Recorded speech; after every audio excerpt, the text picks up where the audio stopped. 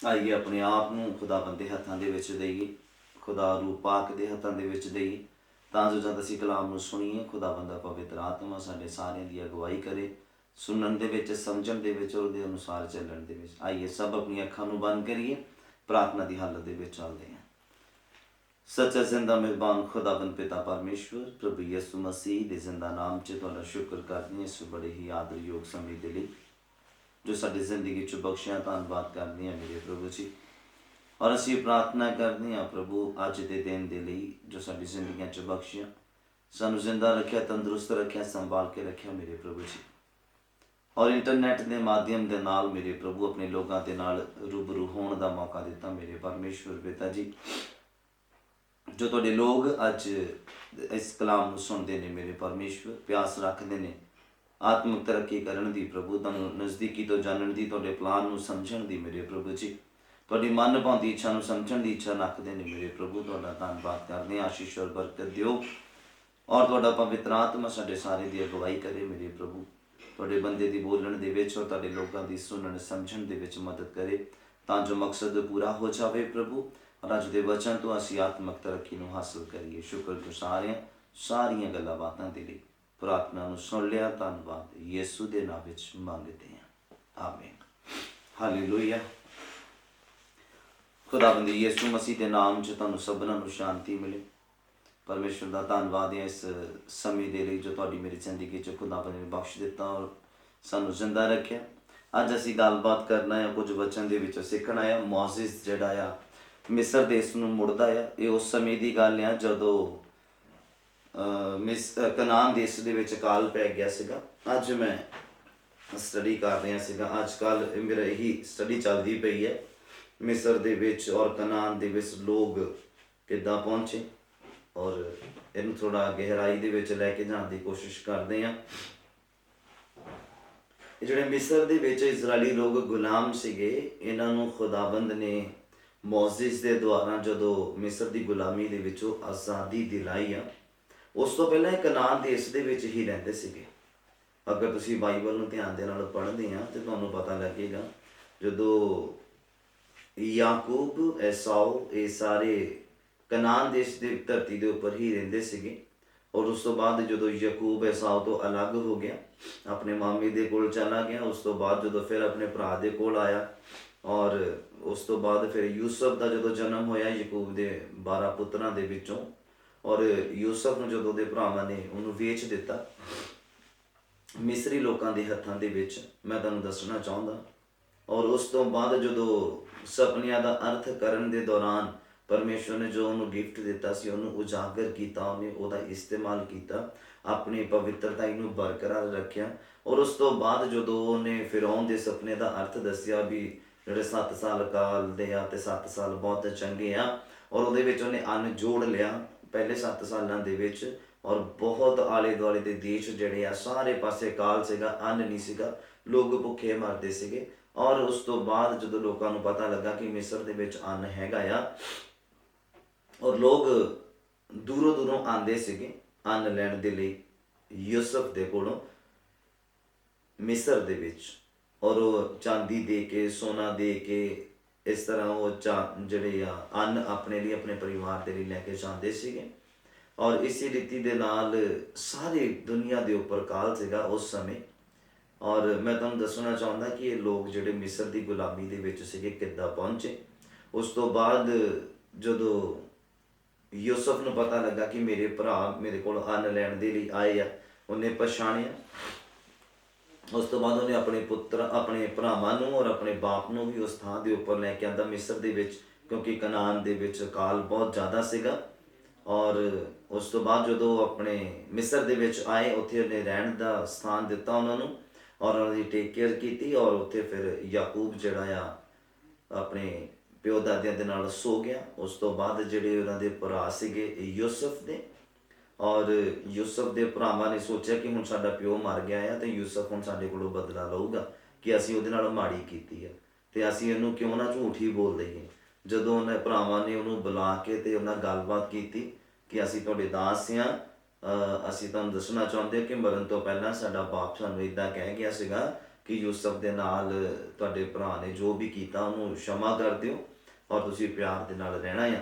ਔਰ ਬਾਈਬਲ ਦੇ ਵਿੱਚ ਇੱਦਾਂ ਲਿਖਿਆ, ਯੂਸਫ ਦਾ ਮਨ ਭਰਿਆ ਔਰ ਉਹਨੇ ਸੋਚਿਆ ਵੀ ਇੱਦਾਂ ਦਾ ਬਿਲਕੁਲ ਵੀ ਨਹੀਂ ਸੋਚਿਆ ਸੀਗਾ ਕਿ ਆਪਣੇ ਭਰਾਵਾਂ ਦੇ ਨਾਲ ਉਹਨੇ ਬਦਲਾ ਲੈਣਾ ਆ। ਉਸ ਤੋਂ ਬਾਅਦ ਕੀ ਹੁੰਦਾ, ਯੂਸਫ 100 ਕੁਝ ਸਾਲਾਂ ਦਾ ਹੋ ਕੇ ਮਰ ਜਾਂਦਾ। ਮਰਨ ਤੋਂ ਬਾਅਦ ਜਦੋਂ ਫਿਰੌਨ ਰਾਜਾ ਵੀ ਮਰ ਜਾਂਦਾ ਔਰ ਜਿਹੜਾ ਨਵਾਂ ਰਾਜਾ ਉਸ ਥਾਂ ਦੇ ਉੱਪਰ ਆਉਂਦਾ ਆ, ਫਿਰੌਨ ਦੀ ਜਗ੍ਹਾ ਦੇ ਉੱਪਰ ਜਾਂ ਫਿਰੌਨ ਦੇ ਘਰਾਣੇ ਦੇ ਵਿੱਚੋਂ, ਉਹ ਯੂਸਫ ਨੂੰ ਤੇ ਨਾ ਯਾਕੂਬ ਨੂੰ ਨੇ ਤੇ ਨਾ ਹੀ ਉਹਦੇ ਭਰਾਵਾਂ ਨੂੰ ਮੰਨਦਾ ਸੀਗਾ। ਯਾਦ ਹੀ ਨਹੀਂ ਸੀਗਾ ਕਿ ਕੌਣ ਯੂਸਫ ਆ, ਕੌਣ ਸੀਗਾ ਯੂਸਫ, ਕਿਸੇ ਨੂੰ ਕੁਝ ਨਹੀਂ ਪਤਾ ਸੀਗਾ। ਜਦੋਂ ਯੂਸਫ ਚਲਾਣਾ ਕਰ ਗਿਆ, ਆਪਣੇ ਪਿਓ ਦਾਦਿਆਂ ਦੇ ਕੋਲ ਚਲਾ ਗਿਆ ਔਰ ਉਸ ਤੋਂ ਬਾਅਦ ਜਿਹੜਾ ਨਵਾਂ ਰਾਜਾ ਆਇਆ ਉਹ ਯੂਸਫ ਨੂੰ ਜਾਣਦਾ ਨਹੀਂ ਸੀਗਾ, ਨਾ ਯੂਸਫ ਦੇ ਭਰਾਵਾਂ ਨੂੰ ਜਾਣਦਾ ਸੀਗਾ।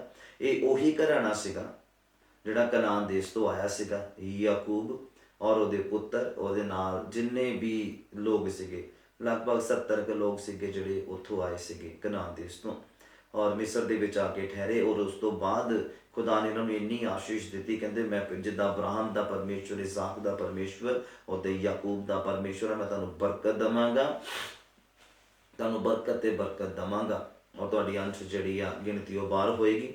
ਔਰ ਇਹ ਸੱਚ ਆ, ਖੁਦਾ ਦਾ ਜਿਹੜਾ ਵਾਅਦਾ ਉਹਨਾਂ ਦੀ ਜ਼ਿੰਦਗੀਆਂ ਦੇ ਵਿੱਚ ਪੂਰਾ ਹੋਇਆ। ਯਾਕੂਬ ਜਦੋਂ ਜਾਣ ਲੱਗਾ ਆਪਣੇ ਪਿਓ ਦਾਦਿਆਂ ਦੇ ਕੋਲ ਔਰ ਉਸ ਤੋਂ ਪਹਿਲਾਂ ਉਹਨੇ ਦੱਸਦਾ ਸੀ ਖੁਦਾ ਨੇ ਮੇਰੇ ਨਾਲ ਇੱਦਾਂ ਵਾਅਦਾ ਕੀਤਾ ਆ ਔਰ ਇਹ ਸੱਚ ਗੱਲ ਹੋਈ। ਫਿਰੌਨ ਡਰ ਗਿਆ ਸੀਗਾ, ਫਿਰੌਨ ਦੀ ਜਗ੍ਹਾ ਦੇ ਉੱਪਰ ਜਿਹੜਾ ਰਾਜਾ ਸੀਗਾ ਉਸ ਸਮੇਂ ਮਿਸਰ ਦਾ, ਉਹ ਡਰ ਗਿਆ ਸੀ ਕਿਉਂਕਿ ਉਹ ਯੂਸਫ ਨੂੰ ਜਾਣਦਾ ਨਹੀਂ ਸੀ ਕਿ ਕੌਣ ਯੂਸਫ ਆ ਔਰ ਕੀ ਯੂਸਫ ਨੇ ਮਿਸਰ ਦੇ ਵਿੱਚ ਕੀਤਾ ਸੀਗਾ ਕਾਲ ਦੇ ਸਮੇਂ ਦੇ ਵਿੱਚ ਔਰ ਚੰਗੇ ਵਰ੍ਹਿਆਂ ਦੇ ਵਿੱਚ ਉਹਨੇ ਕੀ ਕੀਤਾ ਸੀਗਾ, ਕੁਝ ਨਹੀਂ ਉਹਨੂੰ ਪਤਾ ਸੀਗਾ। ਬਸ ਉਹਨੂੰ ਇੰਨਾ ਪਤਾ ਸੀਗਾ ਕਿ ਇਹ ਲੋਕ ਗੁਲਾਮੀ ਕਰਦੇ ਪਏ ਆ ਔਰ ਇਹ ਲੋਕ ਸਾਡੇ ਤੋਂ ਵੀ ਜ਼ਿਆਦਾ ਵੱਧਦੇ ਪਏ ਆ। ਉਹ ਰਾਜੇ ਦੇ ਮਾਈਂਡ ਦੇ ਵਿੱਚ ਇਹ ਗੱਲ ਆ ਚੁੱਕੀ ਸੀਗੀ ਕਿ ਇਹ ਜਿਹੜੇ ਲੋਕ ਆ ਇਹ ਸਾਡੇ ਤੋਂ ਵੀ ਜ਼ਿਆਦਾ ਬਹੁਤ ਜਲਦੀ ਬੜੀ ਤਾਦਾਦ ਦੇ ਨਾਲ ਇਹਨਾਂ ਦਾ ਵਾਧਾ ਹੁੰਦਾ ਪਿਆ ਆ। ਕਿਤੇ ਇਉਂ ਨਾ ਹੋਵੇ, ਆਪਣੇ ਮਨ 'ਚ ਸੋਚਦਾ ਕਿਤੇ ਐਦਾਂ ਨਾ ਹੋਵੇ ਕਿ ਜ਼ਿਆਦਾ ਸਾਡੇ ਨਾਲੋਂ ਵੀ ਵੱਧ ਜਾਣ ਔਰ ਸਾਡੇ ਤੇ ਚੜ੍ਹਾਈ ਕਰ ਲੈਣ, ਮਤਲਬ ਸਾਨੂੰ ਹੀ ਨਾ ਗੁਲਾਮ ਬਣਾ ਲੈਣ। ਇਸ ਲਈ ਉਹਨੇ ਆਪਣੇ ਫਿਰ ਹਾਕਮਾਂ ਨੂੰ ਜਿਹੜੇ ਉਹਦੇ ਅਧੀਨ ਸੀ ਉਹਨਾਂ ਨੂੰ ਹੁਕਮ ਕੀਤਾ, ਇਹਨਾਂ ਦੇ ਉੱਪਰ ਹੋਰ ਜ਼ਿਆਦਾ ਕਰੜਾਈ ਵਰਤੋ, ਸਖਤਾਈ ਵਰਤੋ, ਇਹਨਾਂ ਦੇ ਕੋਲੋਂ ਹੋਰ ਜ਼ਿਆਦਾ ਇਹਨਾਂ ਨੂੰ ਮਾਰੋ ਜਾਂ ਇਹਨਾਂ ਦੇ ਕੋਲੋਂ ਜ਼ਿਆਦਾ ਕੰਮ ਲਵੋ। ਔਰ ਇੰਨਾ ਜ਼ਿਆਦਾ ਉਹਨਾਂ ਦੇ ਕੋਲੋਂ ਕੰਮ ਲੈਣ ਲੱਗ ਗਏ, ਇੰਨਾ ਜ਼ਿਆਦਾ ਉਹਨਾਂ ਨੂੰ ਤੰਗ ਕਰਨ ਲੱਗ ਗਏ। ਇਹ ਉਹੀ ਲੋਕ ਆ ਜਿਹੜੇ ਕਨਾਨ ਦੇ ਵਿੱਚੋਂ ਆਏ ਸੀਗੇ, ਜਿਹੜੇ ਮਿਸਰ ਦੇ ਵਿੱਚ ਜਿਹੜੇ ਲੋਕ ਗੁਲਾਮੀ ਦੇ ਵਿੱਚ ਸੀਗੇ, ਖੁਦਾ ਦੇ ਲੋਕ, ਖੁਦਾ ਦੀ ਖਾਸ ਪਰਜਾ, ਇਹ ਕਨਾਨ ਦੇ ਵਿੱਚੋਂ ਹੀ ਆਏ ਸੀਗੇ। ਔਰ ਉਸ ਤੋਂ ਬਾਅਦ ਕੀ ਹੁੰਦਾ ਆ ਕਿ ਜਦੋਂ ਫਿਰੌਨ ਦੇ ਲੋਕਾਂ ਨੇ ਇਹਨਾਂ ਲੋਕਾਂ ਨੂੰ, ਖੁਦਾ ਦੇ ਲੋਕਾਂ ਨੂੰ ਜ਼ਿਆਦਾ ਤੰਗ ਕਰਨਾ ਸ਼ੁਰੂ ਕਰ ਦਿੱਤਾ, ਫਿਰ ਇੱਕ ਹੁਕਮ ਵੀ ਜਾਰੀ ਕਰ ਦਿੱਤਾ ਉਸ ਸਮੇਂ ਰਾਜੇ ਨੇ ਕਿ ਜਿਹੜਾ ਲੜਕਾ ਪੈਦਾ ਹੁੰਦਾ ਉਹਨੂੰ ਜਾਨੋਂ ਮਾਰ ਦਿਓ, ਲੜਕੀਆਂ ਨੂੰ ਕਹਿੰਦਾ ਰੱਖ ਲਓ, ਕਿਉਂਕਿ ਕਹਿੰਦਾ ਲੜਕੇ ਹੋਣਗੇ ਮੁੜ ਕੇ ਇਹਨਾਂ ਦੀ ਤਾਦਾਦ ਹੋਰ ਜ਼ਿਆਦਾ ਵਧਣਗੀ, ਇਹਨਾਂ ਦੀਆਂ ਨਸਲਾਂ ਹੋਰ ਵਧੂਗੀਆਂ, ਇਹਨਾਂ ਦੀ ਜਿਹੜੀ ਗਿਣਤੀ ਆ ਹੋਰ ਜ਼ਿਆਦਾ ਵਧੂਗੀ। ਕਿਤੇ ਇਹ ਨਾ ਹੋਵੇ ਕਿ ਜ਼ਿਆਦਾ ਵਧਣ ਦੇ ਕਾਰਨ ਇਹ ਸਾਨੂੰ ਗੁਲਾਮ ਬਣਾ ਲੈਣ ਜਾਂ ਸਾਡੇ ਤੇ ਹੈਵੀ ਹੋ ਜਾਣ। ਇਸ ਤੋਂ ਪਹਿਲਾਂ ਕਿ ਹੁਣ ਦਾਈਆਂ ਨੂੰ ਹੁਕਮ ਕਰ ਦਿੱਤਾ ਕਿ ਜਦੋਂ ਕੋਈ ਬੱਚਾ ਲੜਕਾ ਪੈਦਾ ਹੋਏਗਾ ਉਹਨਾਂ ਨੂੰ ਤੁਸੀਂ ਖਬਰ ਦੇਣੀ ਆ ਸਾਡੇ ਹਾਕਮਾਂ ਨੂੰ ਔਰ ਉਹਨੂੰ ਜਾਨੋਂ ਮਾਰ ਦੇਣਗੇ। ਲੜਕੀ ਹੋਏਗੀ ਉਹਨੂੰ ਛੱਡ ਦੇਣਾ ਆ, ਉਹਨੂੰ ਜਿਉਂਦੀ ਰੱਖਣਾ ਆ, ਕੋਈ ਦਿੱਕਤ ਨਹੀਂ ਆ। ਪਰ ਜੇ ਲੜਕਾ ਹੋਏਗਾ ਤੇ ਉਹਨੂੰ ਤੁਸੀਂ ਖਤਮ ਕਰ ਦੇਣਾ ਆ, ਮਾਰ ਦੇਣਾ ਆ।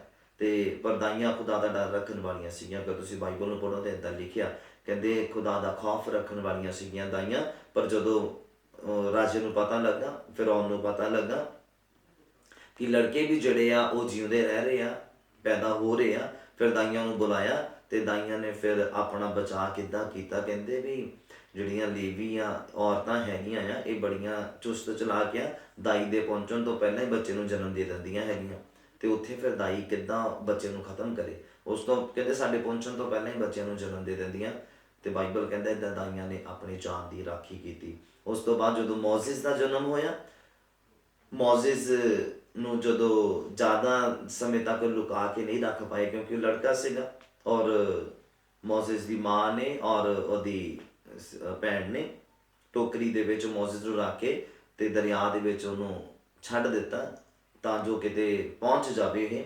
ਤੇ ਬਾਈਬਲ ਕਹਿੰਦਾ ਫਿਰੌਨ ਦੀ ਭੈਣ, ਸ਼ਾਇਦ ਭੈਣ ਹੀ ਆ, ਪ੍ਰੋਪਰ ਮੈਨੂੰ ਯਾਦ ਨਹੀਂ ਆ, ਫਿਰੌਨ ਦੀ ਭੈਣ ਹੀ ਸੀਗੀ ਜਿਹੜੀ ਇਸ਼ਨਾਨ ਕਰਨ ਦੇ ਲਈ ਨਹਿਰ ਦੇ ਕੋਲ ਆਈ ਤੇ ਉੱਥੇ ਜਦੋਂ ਟੋਕਰੀ ਦੇਖੀ ਤਾਂ ਉਹਨੂੰ ਖੋਲ੍ਹਿਆ, ਦੇ ਵਿੱਚ ਬੱਚਾ ਸੀਗਾ। ਤੁਸੀਂ ਅਗਰ ਬਾਈਬਲ ਨੂੰ ਧਿਆਨ ਨਾਲ ਪੜ੍ਹੋ ਤੇ ਫਿਰ ਤੁਹਾਨੂੰ ਇਹ ਸਾਰੀ ਸਟੋਰੀ ਬਹੁਤ ਅੱਛੀ ਰੀਤੀ ਦੇ ਨਾਲ ਸਮਝ ਆ ਜਾਣੀ ਆ। ਮੈਂ ਸਟੋਰੀ ਹੀ ਤੁਹਾਨੂੰ ਦੱਸਦਾ ਪਿਆ ਤਾਂ ਜੋ ਤੁਹਾਨੂੰ ਸਮਝ ਲੱਗੇ ਕਿ ਜਿਹੜੇ ਮਿਸਰ ਦੇ ਵਿੱਚ ਗੁਲਾਮ ਲੋਕ ਸੀਗੇ ਉਹ ਪਹਿਲਾਂ ਆਜ਼ਾਦ ਹੀ ਸੀਗੇ। ਉਹ ਪਹਿਲਾਂ ਆਜ਼ਾਦ ਸੀਗੇ, ਗੁਲਾਮੀ ਦੇ ਵਿੱਚ ਆਉਣ ਦਾ ਕੋਈ ਕਾਰਨ ਸੀਗਾ ਉਹਨਾਂ ਦੇ ਉੱਪਰ ਇੰਨੀ ਕੜਰਾਈ ਕਰਨ ਦਾ ਕਾਰਨ ਸੀਗਾ ਕਿਉਂਕਿ ਪਰਮੇਸ਼ਵਰ ਨੇ ਆਪਣਾ ਆਪ ਲੋਕਾਂ ਦੇ ਉੱਪਰ ਜ਼ਾਹਿਰ ਕਰਨਾ ਸੀਗਾ।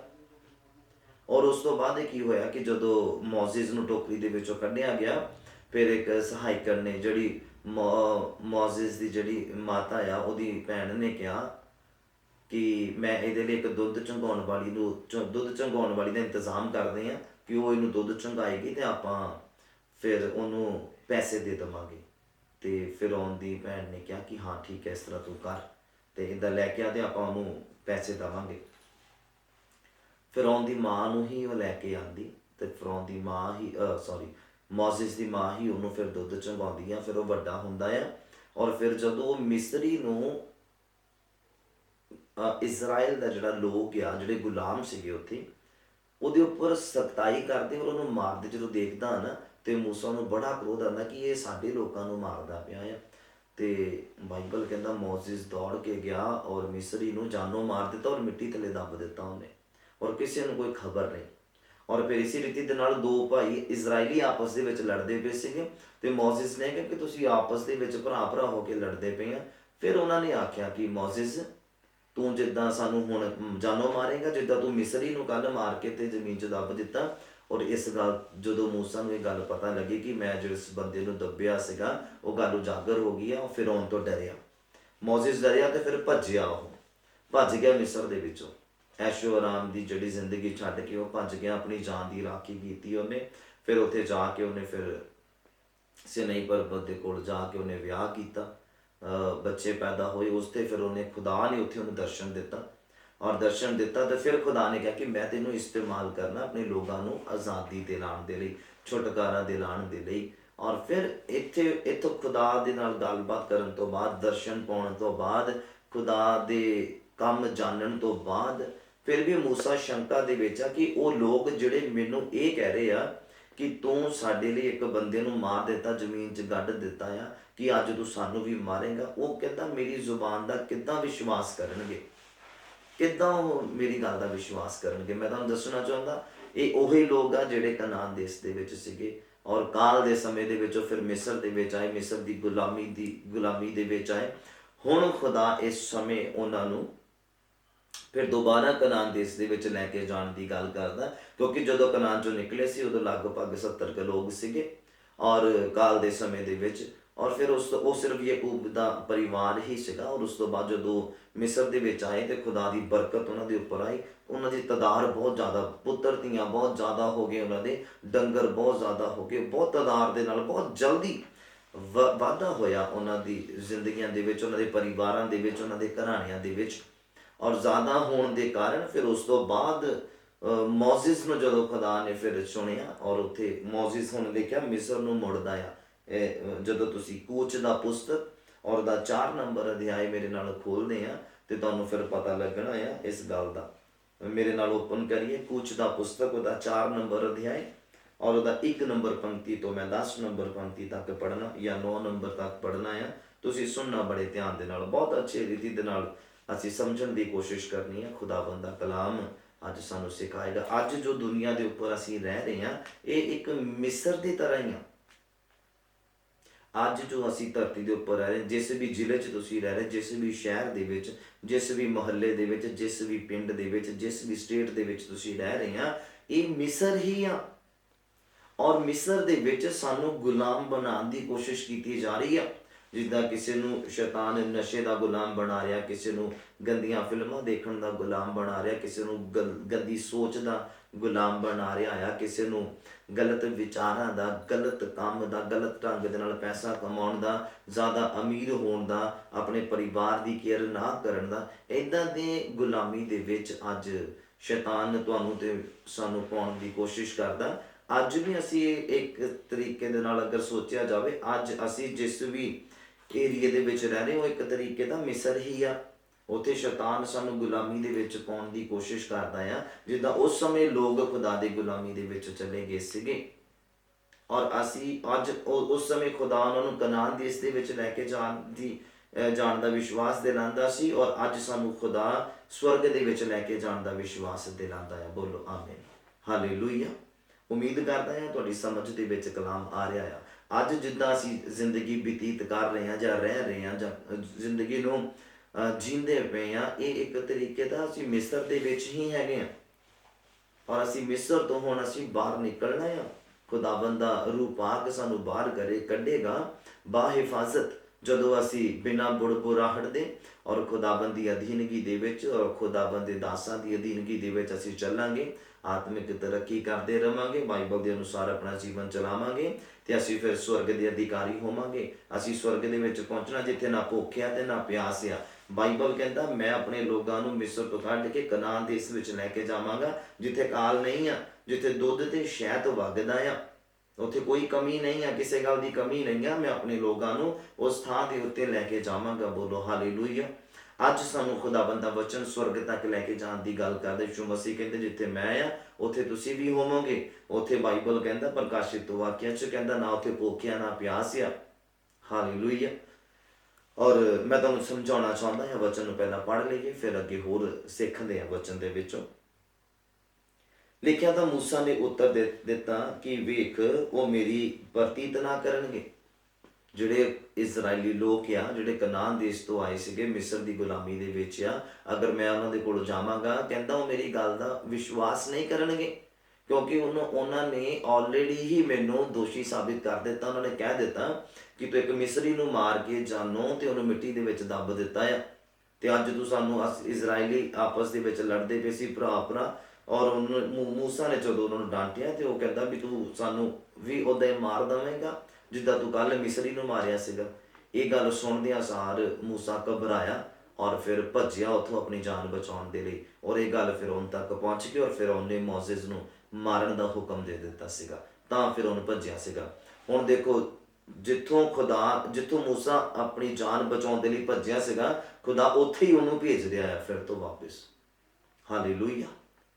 ਮੋਜ਼ੇਸ ਉੱਥੋਂ ਆਪਣੀ ਜਾਨ ਬਚਾਉਣ ਦੇ ਲਈ ਭੱਜਿਆ ਸੀਗਾ, ਔਰ ਖੁਦਾ ਇੱਥੇ ਉਹਨੂੰ ਦਰਸ਼ਨ ਦੇ ਕੇ ਆਪਣਾ ਆਪ ਉਹਦੇ ਉੱਪਰ ਜ਼ਾਹਿਰ ਕਰਕੇ ਫਿਰ ਦੁਬਾਰਾ ਤੋਂ ਉਹਨੂੰ ਉੱਥੇ ਭੇਜ ਰਿਹਾ ਆ ਕਿ ਤੂੰ ਆਪਣੇ ਮੋਤਬਰ ਬੰਦੇ ਨਾਲ ਲੈ, ਔਰ ਫਿਰ ਤੂੰ ਫਿਰੌਨ ਦੇ ਸਾਹਮਣੇ ਜਾ ਔਰ ਉਹਨੂੰ ਦੱਸ ਕਿ ਜਿਹੜਾ ਯਹੋਵਾ ਪਰਮੇਸ਼ਵਰ ਮੈਂ ਜੋ ਹਾਂ ਸੋ ਹਾਂ, ਉਹ ਆਪਣੇ ਲੋਕਾਂ ਨੂੰ ਇੱਥੋਂ ਆਜ਼ਾਦ ਕਰਾਉਣਾ ਚਾਹੁੰਦਾ ਹੈ, ਵੀ ਤੂੰ ਉਹਨਾਂ ਨੂੰ ਆਜ਼ਾਦ ਕਰ। ਔਰ ਦੇਖੋ ਸੁਣੋ ਬਾਈਬਲ ਅੱਗੇ ਕੀ ਕਹਿੰਦਾ। ਕਹਿੰਦੇ ਤੇ ਮੂਸਾ ਨੇ ਉੱਤਰ ਦਿੱਤਾ ਕਿ ਵੇਖ ਉਹ ਮੇਰੀ ਪ੍ਰਤੀਤ ਨਾ ਕਰਨਗੇ, ਨਾ ਮੇਰੀ ਆਵਾਜ਼ ਸੁਣਨਗੇ, ਸਗੋਂ ਉਹ ਆਖਣਗੇ ਯਹੋਵਾ ਨੇ ਤੈਨੂੰ ਦਰਸ਼ਨ ਹੀ ਨਹੀਂ ਦਿੱਤਾ ਹੈ। ਕਹਿੰਦਾ ਉਹ ਆਖਣਗੇ ਕਿ ਤੈਨੂੰ ਯਹੋਵਾ ਨੇ ਦਰਸ਼ਨ ਨਹੀਂ ਦਿੱਤਾ ਆ। ਲਿਖਿਆ ਤਾਂ ਯਹੋਵਾ ਨੇ ਉਸ ਨੂੰ ਆਖਿਆ ਤੇਰੇ ਹੱਥ ਵਿੱਚ ਕੀ ਆ, ਤੇ ਉਹਨੇ ਆਖਿਆ ਢੰਗ ਆਇਆ, ਤੇ ਕਹਿੰਦੇ ਉਸ ਨੇ ਆਖਿਆ ਇਸ ਨੂੰ ਧਰਤੀ ਦੇ ਉੱਤੇ ਸੁੱਟ ਦੇ। ਲਿਖਿਆ ਤਾਂ ਉਸਨੇ ਧਰਤੀ ਦੇ ਉੱਪਰ ਸੁੱਟ ਦਿੱਤਾ ਤੇ ਉਹ ਸੱਪ ਬਣ ਗਿਆ, ਤੇ ਮੂਸਾ ਉਹਦੇ ਅੱਗੋਂ ਭੱਜਿਆ। ਜਦੋਂ ਮੂਸਾ ਦੇ ਹੱਥ ਦੇ ਵਿੱਚ ਇੱਕ ਲੱਕੜੀ ਸੀਗੀ, ਢਾਂਗਾ ਸੀਗਾ, ਤੇ ਖੁਦਾ ਨੇ ਕਿਹਾ ਕਿ ਇਹਨੂੰ ਜ਼ਮੀਨ ਦੇ ਉੱਪਰ ਸੁੱਟ, ਔਰ ਜਿੱਦਾਂ ਸੁੱਟਿਆ ਤੇ ਉਹ ਸੱਪ ਬਣ ਗਿਆ, ਤੇ ਮੂਸਾ ਸੱਪ ਨੂੰ ਦੇਖ ਕੇ ਡਰ ਕੇ ਤੇ ਭੱਜਿਆ। ਤੇ ਫਿਰ ਖੁਦਾ ਨੇ ਕਿਹਾ ਕਿ ਇਹਨੂੰ ਸੱਪ ਨੂੰ ਜੋ ਬਣ ਗਿਆ ਇਹਨੂੰ ਪੂੰਛ ਤੋਂ ਫੜ ਕੇ ਇਹਨੂੰ ਹਿਲਾ ਦੇ। ਤੇ ਲਿਖਿਆ ਯਹੋਵਾ ਨੇ ਮੂਸਾ ਨੂੰ ਆਖਿਆ ਆਪਣਾ ਹੱਥ ਵਧਾ ਕੇ ਉਸ ਨੂੰ ਪੂੰਛੋਂ ਫੜ ਲੈ। ਤਾਂ ਉਸਨੇ ਆਪਣਾ ਹੱਥ ਵਧਾ ਕੇ ਉਸ ਨੂੰ ਫੜ ਲਿਆ, ਤੇ ਉਹਦੇ ਹੱਥ ਵਿੱਚ ਫਿਰ ਉਹ ਢਾਂਗਾ ਹੀ ਬਣ ਗਿਆ। ਬੋਲੋ ਹਾਲੇਲੂਇਆ। ਇਹ ਪਹਿਲਾ ਚਮਤਕਾਰ। ਔਰ ਲਿਖਿਆ ਤਾਂ ਜੋ ਉਹ ਪ੍ਰਤੀਤ ਕਰਨ ਭਈ ਯਹੋਵਾ ਉਹਦੇ ਪਿਓ ਦਾਦਿਆਂ ਦੇ ਪਰਮੇਸ਼ਵਰ, ਇਬਰਾਹਿਮ ਦੇ ਪਰਮੇਸ਼ਵਰ, ਇਸਾਕ ਦੇ ਪਰਮੇਸ਼ਵਰ, ਯਾਕੂਬ ਦੇ ਪਰਮੇਸ਼ਵਰ ਨੇ ਤੈਨੂੰ ਦਰਸ਼ਨ ਦਿੱਤਾ ਹੈ। ਯਹੋਵਾ ਨੇ ਉਸ ਨੂੰ ਹੋਰ ਇਹ ਆਖਿਆ ਹੁਣ ਤੂੰ ਆਪਣਾ ਹੱਥ ਆਪਣੇ ਹਿੱਕ ਦੇ ਉੱਤੇ ਰੱਖ, ਦਿਲ ਦੇ ਉੱਤੇ ਰੱਖ, ਯਾਨੀ ਕਿ ਇਸ ਤਰ੍ਹਾਂ ਅੰਦਰ ਕਰਕੇ ਆਪਣਾ ਹੱਥ ਜਿਹੜਾ ਸੱਜਾ ਆਪਣੇ ਦਿਲ ਦੇ ਉੱਪਰ ਰੱਖ। ਤਾਂ ਉਸ ਆਪਣਾ ਹੱਥ ਜਿਹੜਾ ਆਪਣੇ ਹਿੱਕ ਉੱਤੇ ਰੱਖਿਆ, ਜਾਂ ਉਸਨੇ ਉਹਨੂੰ ਬਾਹਰ ਕੱਢਿਆ ਤਾਂ ਵੇਖੋ ਉਹਦਾ ਹੱਥ ਕੋੜ ਦੇ ਨਾਲ ਬਰਫ਼ ਵਰਗਾ ਹੋ ਗਿਆ ਸੀਗਾ। ਸੋ ਉਸ ਆਖਿਆ ਤੂੰ ਫਿਰ ਆਪਣਾ ਹੱਥ ਆਪਣੇ ਹਿੱਕ ਦੇ ਉੱਤੇ ਰੱਖ। ਉਸਨੇ ਆਖਿਆ ਹੱਥ ਆਪਣੇ ਹਿੱਕ ਦੇ ਉੱਪਰ ਉਹਨੇ ਫਿਰ ਰੱਖਿਆ, ਤਾਂ ਜਦ ਬਾਹਰ ਕੱਢਿਆ ਤਾਂ ਵੇਖੋ ਉਸ ਦੇ ਬਾਕੀ ਸਰੀਰ ਵਰਗਾ ਹੋ ਗਿਆ, ਨਾਲ ਹੀ ਉਹ ਚੰਗਾ ਹੋ ਗਿਆ। ਇਹ ਦੂਜਾ ਚਮਤਕਾਰ ਉਹਦੀ ਜ਼ਿੰਦਗੀ ਦੇ ਵਿੱਚ ਹੋਇਆ ਮੋਜ਼ੇਸ ਦੇ। ਔਰ ਲਿਖਿਆ ਫਿਰ ਇਉਂ ਹੋਵੇਗਾ ਵੀ ਜੇ ਉਹ ਤੇਰੀ ਪ੍ਰਤੀਤ ਨਾ ਕਰਨ, ਨਾ ਹੀ ਪਹਿਲੇ ਨਿਸ਼ਾਨ ਦਾ ਮਤਲਬ ਮੰਨਣ, ਤਾਂ ਉਹ ਦੂਜੇ ਨਿਸ਼ਾਨ ਦੇ ਮਤਲਬ ਉੱਤੇ ਪ੍ਰਤੀਤ ਕਰਨਗੇ। ਅਤੇ ਇਉਂ ਹੋਵੇਗਾ ਵੀ ਜੇਕਰ ਉਹ ਇਹਨਾਂ ਦੋਹਾਂ ਨਿਸ਼ਾਨਾਂ ਉੱਤੇ ਵੀ ਪ੍ਰਤੀਤ ਨਾ ਕਰਨ, ਨਾ ਤੇਰੀ ਆਵਾਜ਼ ਨੂੰ ਸੁਣਨ, ਤਾਂ ਤੂੰ ਦਰਿਆ ਦਾ ਪਾਣੀ ਲੈ ਕੇ ਸੁੱਕੀ ਜ਼ਮੀਨ ਦੇ ਉੱਪਰ ਡੋਲੀ, ਉਹ ਪਾਣੀ ਜਿਹੜਾ ਤੂੰ ਦਰਿਆ ਤੋਂ ਲਵੇਂਗਾ ਉਹ ਉਸ ਪੌਂ ਉੱਤੇ ਲਹੂ ਹੋ ਜਾਵੇਗਾ। ਬੋਲੋ ਹਾਲੇਲੂਇਆ। ਉਹ ਕਹਿੰਦੇ ਇਹ ਤੀਸਰਾ ਚਮਤਕਾਰ ਕਹਿੰਦਾ ਅਗਰ ਫਿਰ ਵੀ ਉਹ ਤੇਰੀ ਪ੍ਰਤੀਤ ਨਾ ਕਰਨ ਫਿਰ ਤੂੰ ਪਾਣੀ ਨੂੰ ਜ਼ਮੀਨ ਦੇ ਉੱਪਰ ਸੁੱਟਣਾ ਆ ਤੇ ਉਹ ਪਾਣੀ ਜਦੋਂ ਹੱਥ ਲਗਾਉਣਗੇ ਜਾਂ ਚੁੱਕਣਗੇ ਤੇ ਉਹ ਲਹੂ ਬਣ ਜਾਏਗਾ। ਇਹ ਤੀਸਰਾ ਚਮਤਕਾਰ ਸੀ ਜਿਹੜਾ ਮੋਜ਼ਿਸ ਦੇ ਨਾਲ ਹੋਇਆ। ਫਿਰ ਮੋਜ਼ਿਸ ਨੂੰ ਦੁਬਾਰਾ ਖੁਦਾ ਨੇ ਮਿਸਰ ਦੇ ਵਿੱਚ ਭੇਜਿਆ। ਜਦੋਂ ਤੁਸੀਂ ਇਹਨੂੰ ਚੈਪਟਰ ਨੂੰ ਅੱਗੇ ਪੜ੍ਹੋਗੇ ਤੁਹਾਨੂੰ ਫਿਰ ਪਤਾ ਲੱਗਣਾ। ਮੈਂ ਦੱਸਣਾ ਚਾਹੁੰਦਾ ਅੱਜ ਜੋ ਅਸੀਂ ਜਿੱਥੇ ਰਹਿ ਰਹੇ ਹਾਂ, ਜੋ ਵੀ ਮਾਹੌਲ ਦੇ ਵਿੱਚ ਰਹਿ ਰਹੇ ਹਾਂ, ਇੱਕ ਤਰੀਕੇ ਦੀ ਇਹ ਮਿਸਰ ਦੀ ਗੁਲਾਮੀ ਹੀ ਹੈਗੀ ਆ। ਕੋਈ ਨਸ਼ੇ ਦਾ ਗੁਲਾਮ, ਕੋਈ ਪਾਪ ਦਾ, ਕੋਈ ਬੁਰੀ ਇੱਛਾ ਦਾ, ਬੁਰੇ ਵਿਚਾਰਾਂ ਦਾ, ਬੁਰੇ ਕੰਮਾਂ ਦਾ, ਪੈਸੇ ਦਾ, ਖੁਦਾਵੰਦ ਨੂੰ ਆਪਣੀ ਜ਼ਿੰਦਗੀ 'ਚ ਦੂਜਾ ਸਥਾਨ ਰੱਖਣ ਦਾ, ਇਹ ਸਭ ਮਿਸਰ ਦੀ ਗੁਲਾਮੀ ਹੀ ਹੈਗੀ ਆ। ਔਰ ਅੱਜ ਸਾਨੂੰ ਖੁਦਾ ਇੱਥੋਂ ਕੱਢਣਾ ਚਾਹੁੰਦਾ ਆ। ਅੱਜ ਜਿਹੜੇ ਲੋਕ ਬਾਈਬਲ ਪੜ੍ਹਦੇ ਆ ਉਹ ਇਸੇ ਲਈ ਪੜ੍ਹਦੇ ਆ ਕਿ ਅਸੀਂ ਇਸ ਗੁਲਾਮੀ ਤੋਂ ਆਜ਼ਾਦ ਹੋ ਜਾਈਏ, ਇਸ ਗੁਲਾਮੀ ਤੋਂ ਅਸੀਂ ਬਾਹਰ ਹੋ ਜਾਈਏ। ਕਿਉਂਕਿ ਉੱਥੇ ਬਹੁਤ ਜ਼ਿਆਦਾ ਫਿਰੌਨ ਦੇ ਲੋਕਾਂ ਨੇ ਖੁਦਾ ਦੇ ਲੋਕਾਂ ਨੂੰ ਤੰਗ ਕੀਤਾ ਹੋਇਆ ਸੀਗਾ। ਉਹਨਾਂ ਦੇ ਕੋਲੋਂ ਕਰੜਾ ਜਿਹੜਾ ਆ ਕੰਮ ਲਿਆ ਜਾਂਦਾ ਸੀਗਾ। ਉਹਨਾਂ ਨੂੰ ਬਹੁਤ ਜ਼ਿਆਦਾ ਤਸੀਹੇ ਦਿੱਤੇ ਜਾਂਦੇ ਸੀਗੇ ਔਰ ਲੋਕਾਂ ਦੀਆਂ ਫਿਰ ਦੁਹਾਈਆਂ ਖੁਦਾ ਦੇ ਅੱਗੇ ਪਹੁੰਚੀਆਂ। ਔਰ ਫਿਰ ਖੁਦਾ ਨੇ ਫਿਰ ਮੋਜ਼ਿਸ ਨੂੰ ਚੁਣਿਆ ਔਰ ਮੋਜ਼ਿਸ ਨੂੰ ਫਿਰ ਇਸਤੇਮਾਲ ਕੀਤਾ ਆਪਣੀ ਮਹਿਮਾ ਦੇ ਲਈ, ਆਪਣਾ ਆਪ ਜ਼ਾਹਿਰ ਕਰਨ ਦੇ ਲਈ। ਕਿ ਤੁਸੀਂ ਬਾਈਬਲ ਨੂੰ ਪੜ੍ਹਦੇ ਆ, ਜਾਣਦੇ ਆ, ਸਮਝਦੇ ਆ ਕਿ ਕਿੱਦਾਂ ਫਿਰ ਮੋਜ਼ਿਸ ਦੇ ਦੁਆਰਾ ਕੰਮ ਹੋਏ। ਮੋਜ਼ਿਸ ਹੱਲੇ ਵੀ ਡਰਦਾ ਪਿਆ ਆ। ਫਿਰ ਕਹਿੰਦਾ ਮੇਰੀ ਜ਼ੁਬਾਨ ਮੋਟੀ ਆ, ਮੇਰੇ ਕੋ ਅੱਛਾ ਬੋਲ ਨਹੀਂ ਹੁੰਦਾ, ਤਥਲਾ ਕੇ ਮੈਂ ਬੋਲਦਾ ਆ। ਫਿਰ ਖੁਦਾ ਨੇ ਕਿਹਾ ਤੇਰਾ ਭਰਾ ਹरून ਵੀ ਆਂਦਾ ਪਿਆ, ਉਹਨੂੰ ਵੀ ਮੈਂ ਦਰਸ਼ਨ ਦਿੱਤਾ, ਬੁਲਾਇਆ ਆ, ਉਹ ਵੀ ਤੈਨੂੰ ਰਸਤੇ ਦੇ ਵਿੱਚ ਮਿਲੇਗਾ। ਉਹ ਤੇਰੇ ਲਈ ਇੱਕ ਤਰੀਕੇ ਦਾ ਮੂੰਹ ਦਾ ਕੰਮ ਕਰੇਗਾ, ਜ਼ੁਬਾਨ ਦਾ ਕੰਮ ਕਰੇਗਾ, ਆਵਾਜ਼ ਦਾ ਕੰਮ ਕਰੇਗਾ। ਬਾਕੀ ਤੂੰ ਹੀ ਕੰਮ ਕਰਨੇ ਆ, ਬੋਲਣ ਦਾ ਕੰਮ ਉਹ ਖੁਦ ਕਰੇਗਾ। ਬੋਲੋ ਹਾਲੇਲੂਇਆ। ਔਰ ਫਿਰ ਇਸ ਰੀਤੀ ਦੇ ਨਾਲ ਉਹ ਫਿਰੌਨ ਦੇ ਸਾਹਮਣੇ ਜਾਂਦੇ ਆ ਔਰ ਫਿਰ ਦੱਸਦੇ ਆ ਕਿ ਖੁਦਾ ਨੇ ਤੇਰੇ ਲਈ ਇਹ ਹੁਕਮ ਜਾਰੀ ਕੀਤਾ ਆ ਕਿ ਤੂੰ ਮੇਰੇ ਲੋਕਾਂ ਨੂੰ ਆਜ਼ਾਦ ਕਰ, ਤੂੰ ਮੇਰੇ ਲੋਕਾਂ ਦੀ ਗੁਲਾਮੀ ਨੂੰ ਖਤਮ ਕਰ, ਮੈਂ ਆਪਣੇ ਲੋਕਾਂ ਨੂੰ ਆਜ਼ਾਦ ਕਰਵਾਉਣ ਆਇਆ ਆ। ਔਰ ਬਾਈਬਲ ਕਹਿੰਦਾ ਖੁਦਾ ਨੇ ਪਹਿਲਾਂ ਹੀ ਮੋਜ਼ਿਸ ਨੂੰ ਦੱਸਦਾ ਸੀਗਾ ਕਿ ਮੈਂ ਫਿਰੌਨ ਦਾ ਜਿਹੜਾ ਦਿਲ ਆ ਉਹਨੂੰ ਹੋਰ ਕਠੋਰ ਕਰਾਂਗਾ। ਜਿਹੜਾ ਉਹ ਰਾਜਾ ਸੀਗਾ ਉਸ ਸਮੇਂ ਫਿਰੌਨ, ਉਹਦਾ ਮਨ ਕਹਿੰਦੇ ਮੈਂ ਹੋਰ ਕਠੋਰ ਕਰਾਂਗਾ ਤਾਂ ਜੋ ਮੈਂ ਆਪਣੇ ਚਿੰਨ੍ਹ ਚਮਤਕਾਰ ਹੋਰ ਵੀ ਜ਼ਿਆਦਾ ਉੱਥੇ ਦਿਖਾ ਸਕਾਂ। ਜੇ ਪਹਿਲੀ ਮੁਲਾਕਾਤ ਦੇ ਵਿੱਚ ਜਾਂ ਦੂਜੀ ਮੁਲਾਕਾਤ ਦੇ ਵਿੱਚ ਹੀ ਫਿਰੌਨ ਮੰਨ ਜਾਂਦਾ ਤੇ ਖੁਦਾ ਦੇ ਵੱਲੋਂ ਇੰਨੇ ਚਮਤਕਾਰ ਉਸ ਥਾਂ ਦੇ ਉੱਪਰ ਨਹੀਂ ਹੋਣੇ ਸੀਗੇ ਔਰ ਲੋਕਾਂ ਦਾ ਵਿਸ਼ਵਾਸ ਜਿਹੜਾ ਖੁਦਾਵੰਦ ਦੇ ਉੱਪਰ ਬਣਨਾ ਨਹੀਂ ਸੀਗਾ। ਹਾਲੇਲੂਇਆ। ਕਿਉਂਕਿ ਕਨਾਨ ਦੇਸ਼ ਦੇ ਵਿੱਚੋਂ ਕੱਢ ਕੇ ਇਸ ਮਿਸਰ ਦੀ ਗੁਲਾਮੀ ਦੇ ਵਿੱਚ ਲੈ ਕੇ ਆਉਣ ਦਾ ਮਕਸਦ ਹੀ ਇਹ ਸੀਗਾ, ਪਲਾਨ ਹੀ ਇਹ ਸੀਗਾ ਕਿ ਲੋਕ ਖੁਦਾ ਨੂੰ ਜਾਣਨ, ਤਾਂ ਜੋ ਲੋਕ ਖੁਦਾ ਨੂੰ ਜਾਣਨ, ਖੁਦਾ ਦੇ ਕੰਮਾਂ ਨੂੰ ਜਾਣਨ। ਅਬਰਾਹਮ ਦੇ ਸਮੇਂ ਤੇ, ਇਸਹਾਕ ਦੇ ਸਮੇਂ ਤੇ, ਯਾਕੂਬ ਦੇ ਸਮੇਂ ਤੇ ਇੰਨਾ ਜ਼ਿਆਦਾ ਜ਼ਾਹਿਰ ਨਹੀਂ ਹੋ ਪਾਏ ਖੁਦਾ।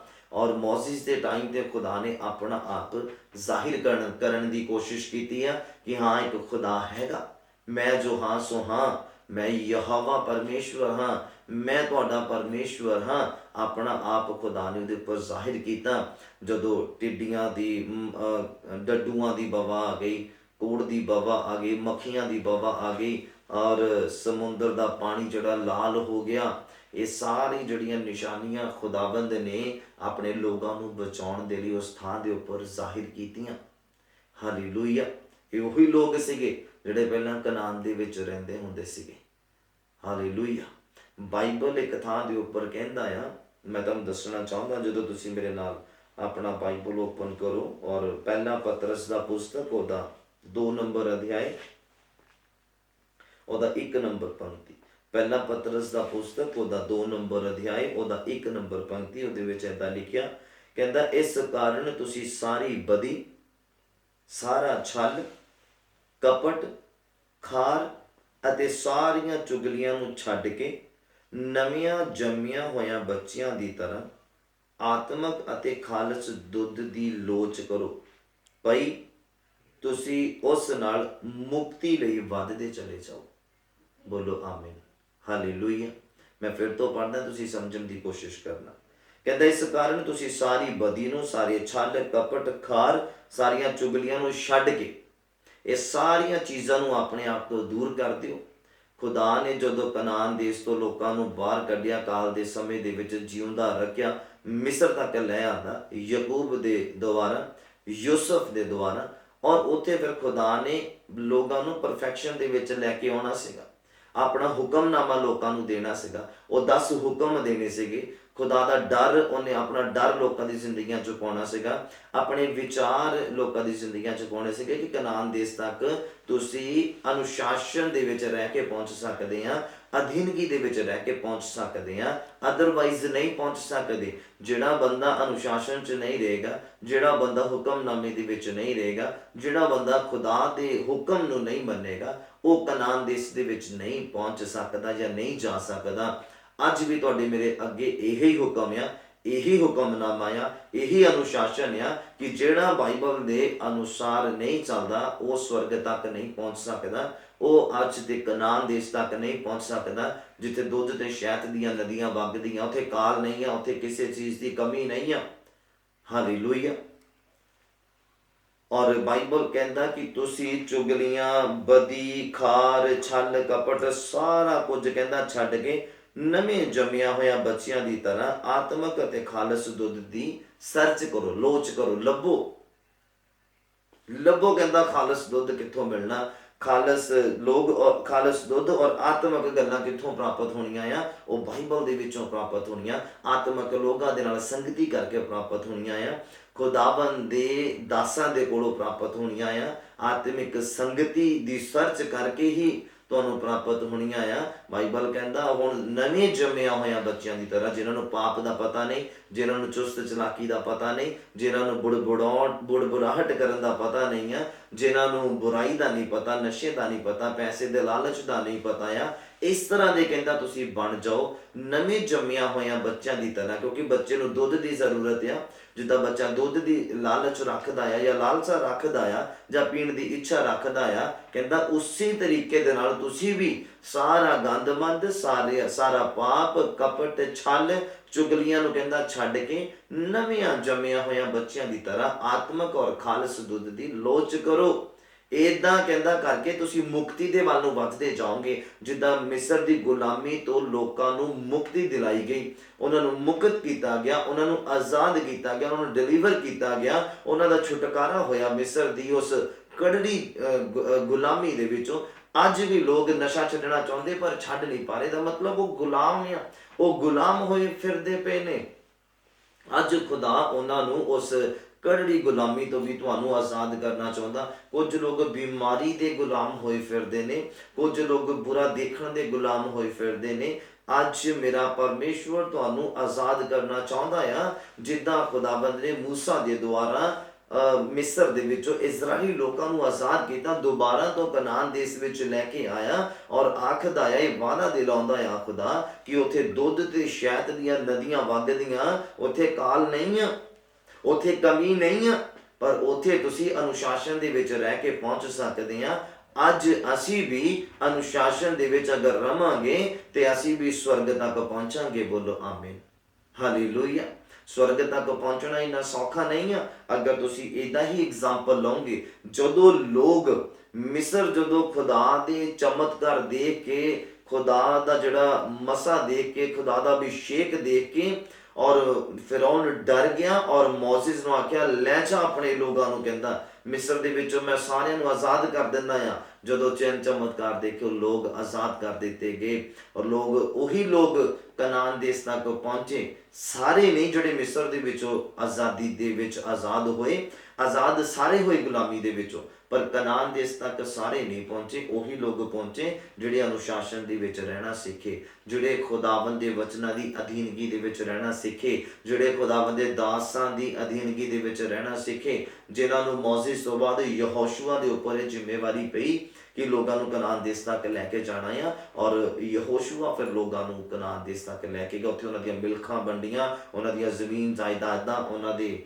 ਹਵਾਲੇ ਕੀਤੀਆਂ ਔਰ ਉਹਨਾਂ ਦੇ ਹਿੱਸੇ ਪਾਏ, ਸਭ ਉਹਨਾਂ ਨੂੰ ਮਿਲੇ ਔਰ ਉਹ ਲੋਕ ਉੱਥੇ ਰਹੇ। ਬੋਲੋ ਹਾਲੇਲੂਇਆ। ਔਰ ਯਿਸੂ ਮਸੀਹ ਨੇ ਵੀ ਸਾਨੂੰ ਇਹ ਵਿਸ਼ਵਾਸ ਦਿਲਾਇਆ, ਕਹਿੰਦੇ ਮੈਂ ਚਾਹੁੰਦਾ ਹਾਂ ਪਿਤਾ ਦੇ ਕੋਲ ਤੁਹਾਡੇ ਲਈ ਜਗ੍ਹਾ ਤਿਆਰ ਕਰਨ ਦੇ ਲਈ, ਕਿ ਜੇ ਇੱਦਾਂ ਨਾ ਹੁੰਦਾ ਤੇ ਮੈਂ ਤੁਹਾਨੂੰ ਕਹਿੰਦਾ ਹੀ ਕਿਉਂ। ਕਹਿੰਦੇ ਇੱਦਾਂ ਹੈਗਾ ਆ, ਮੈਂ ਇਸ ਲਈ ਤੁਹਾਨੂੰ ਕਹਿੰਦਾ ਕਿ ਮੈਂ ਆਪਣੇ ਪਿਤਾ ਦੇ ਕੋਲ ਜਾ ਰਿਹਾ ਹਾਂ ਤੁਹਾਡੇ ਲਈ ਜਗ੍ਹਾ ਤਿਆਰ ਕਰਨ ਦੇ ਲਈ। ਮੁੜ ਆਵਾਂਗਾ ਫਿਰ ਤੁਹਾਨੂੰ ਆਪਣੇ ਨਾਲ ਲੈ ਕੇ ਜਾਵਾਂਗਾ। ਬੋਲੋ ਆਮੀਨ, ਹਾਲੇਲੂਇਆ। ਅਸੀਂ ਵੀ ਹੁਣ ਇਸ ਗੁਲਾਮੀ ਤੋਂ ਜੋ ਧਰਤੀ ਦੇ ਉੱਪਰ ਆ, ਜਿਹੜੀ ਅਸੀਂ ਹਰ ਵਕਤ ਸ਼ੈਤਾਨ ਸਾਨੂੰ ਕਿਸੇ ਨਾ ਕਿਸੇ ਪਲਾਨ ਨੂੰ ਅੱਗੇ ਰੱਖ ਕੇ ਉਹ ਆਪਣਾ ਕੋਈ ਨਾ ਕੋਈ ਓਪਰਚੁਨਿਟੀ ਰੱਖ ਕੇ ਸਾਨੂੰ ਕਿਸੇ ਨਾ ਕਿਸੇ ਗੁਲਾਮੀ ਦੇ ਵਿੱਚ ਸਾਨੂੰ ਫਸਾਉਣਾ ਚਾਹੁੰਦਾ ਆ, ਕਿਸੇ ਨਾ ਕਿਸੇ ਤਰੀਕੇ ਦੇ ਨਾਲ ਸਾਨੂੰ ਆਪਣਾ ਗੁਲਾਮ ਬਣਾਉਣਾ ਚਾਹੁੰਦਾ ਆ, ਔਰ ਕਰਰਾਈ ਦੇ ਨਾਲ ਸਾਨੂੰ ਉਸ ਗੁਲਾਮੀ ਦੇ ਵਿੱਚ ਹੀ ਪੀਸਣਾ ਚਾਹੁੰਦਾ ਆ। ਪਰ ਖੁਦਾ ਦਾ ਰੂਹ ਪਾਕ ਸਾਨੂੰ ਬਲ ਦਿੰਦਾ, ਖੁਦਾ ਦਾ ਸੱਜਾ ਹੱਥ ਸਾਨੂੰ ਸੰਭਾਲਦਾ ਆ, ਜਿਹੜਾ ਸਾਨੂੰ ਬਚਾਉਂਦਾ ਆ। ਬੋਲੋ ਆਮੀਨ, ਹਾਲੇਲੂਇਆ। ਔਰ ਖੁਦਾ ਸਾਨੂੰ ਅੱਜ ਇਸ ਗੁਲਾਮੀ ਤੋਂ ਆਜ਼ਾਦ ਕਰੇਗਾ ਔਰ ਸਾਨੂੰ ਫਿਰ ਸਵਰਗ ਤੱਕ ਪਹੁੰਚਾਏਗਾ, ਔਰ ਉੱਥੇ ਉਹੀ ਬੰਦਾ ਪਹੁੰਚੇਗਾ ਜਿਹੜਾ ਅਨੁਸ਼ਾਸਨ ਦੇ ਵਿੱਚ ਰਹੇਗਾ, ਜਿਹੜਾ ਖੁਦਾਬੰਦ ਦੇ ਵਚਨਾਂ ਦੇ ਵਿੱਚ ਰਹੇਗਾ, ਜਿਹੜਾ ਖੁਦਾਬੰਦ ਦੇ ਹੁਕਮਨਾਮੇ ਦੇ ਵਿੱਚ ਰਹੇਗਾ। ਬੋਲੋ ਹਾਲੇਲੂਇਆ। ਜਿਸ ਚੀਜ਼ ਤੋਂ ਖੁਦਾ ਨੇ ਤੁਹਾਡਾ ਛੁਟਕਾਰਾ ਕਰ ਦਿੱਤਾ, ਦੁਬਾਰਾ ਉਹਦੇ ਵਿੱਚ ਫਸਣ ਦੀ ਕੋਸ਼ਿਸ਼ ਨਾ ਕਰੋ, ਦੁਬਾਰਾ ਉਹਦੀ ਗੁਲਾਮੀ ਦੇ ਵਿੱਚ ਜਾਣ ਦੀ ਕੋਸ਼ਿਸ਼ ਨਾ ਕਰੋ, ਕਿਉਂਕਿ ਜੇ ਉਹ ਚੰਗਾ ਹੁੰਦਾ ਤੇ ਖੁਦਾ ਤੁਹਾਨੂੰ ਉਹਦੀ ਗੁਲਾਮੀ ਦੇ ਵਿੱਚ ਗੁਲਾਮੀ ਤੋਂ ਆਜ਼ਾਦ ਨਾ ਕਰਦਾ, ਕਿਉਂਕਿ ਉਹ ਨਹੀਂ ਚੰਗਾ, ਇਸ ਲਈ ਖੁਦਾ ਨੇ ਤੁਹਾਨੂੰ ਆਜ਼ਾਦ ਕੀਤਾ ਹੈ। ਬੋਲੋ ਹਾਲੇਲੂਇਆ। ਕਹਿੰਦਾ ਮਸੀਹ ਨੇ ਸਾਨੂੰ ਆਜ਼ਾਦੀ ਦੇ ਲਈ ਆਜ਼ਾਦ ਕਰ ਦਿੱਤਾ, ਮੁੜ ਗੁਲਾਮੀ ਦੇ ਜੂਏ ਹੇਠ ਨਾ ਜਾਓ।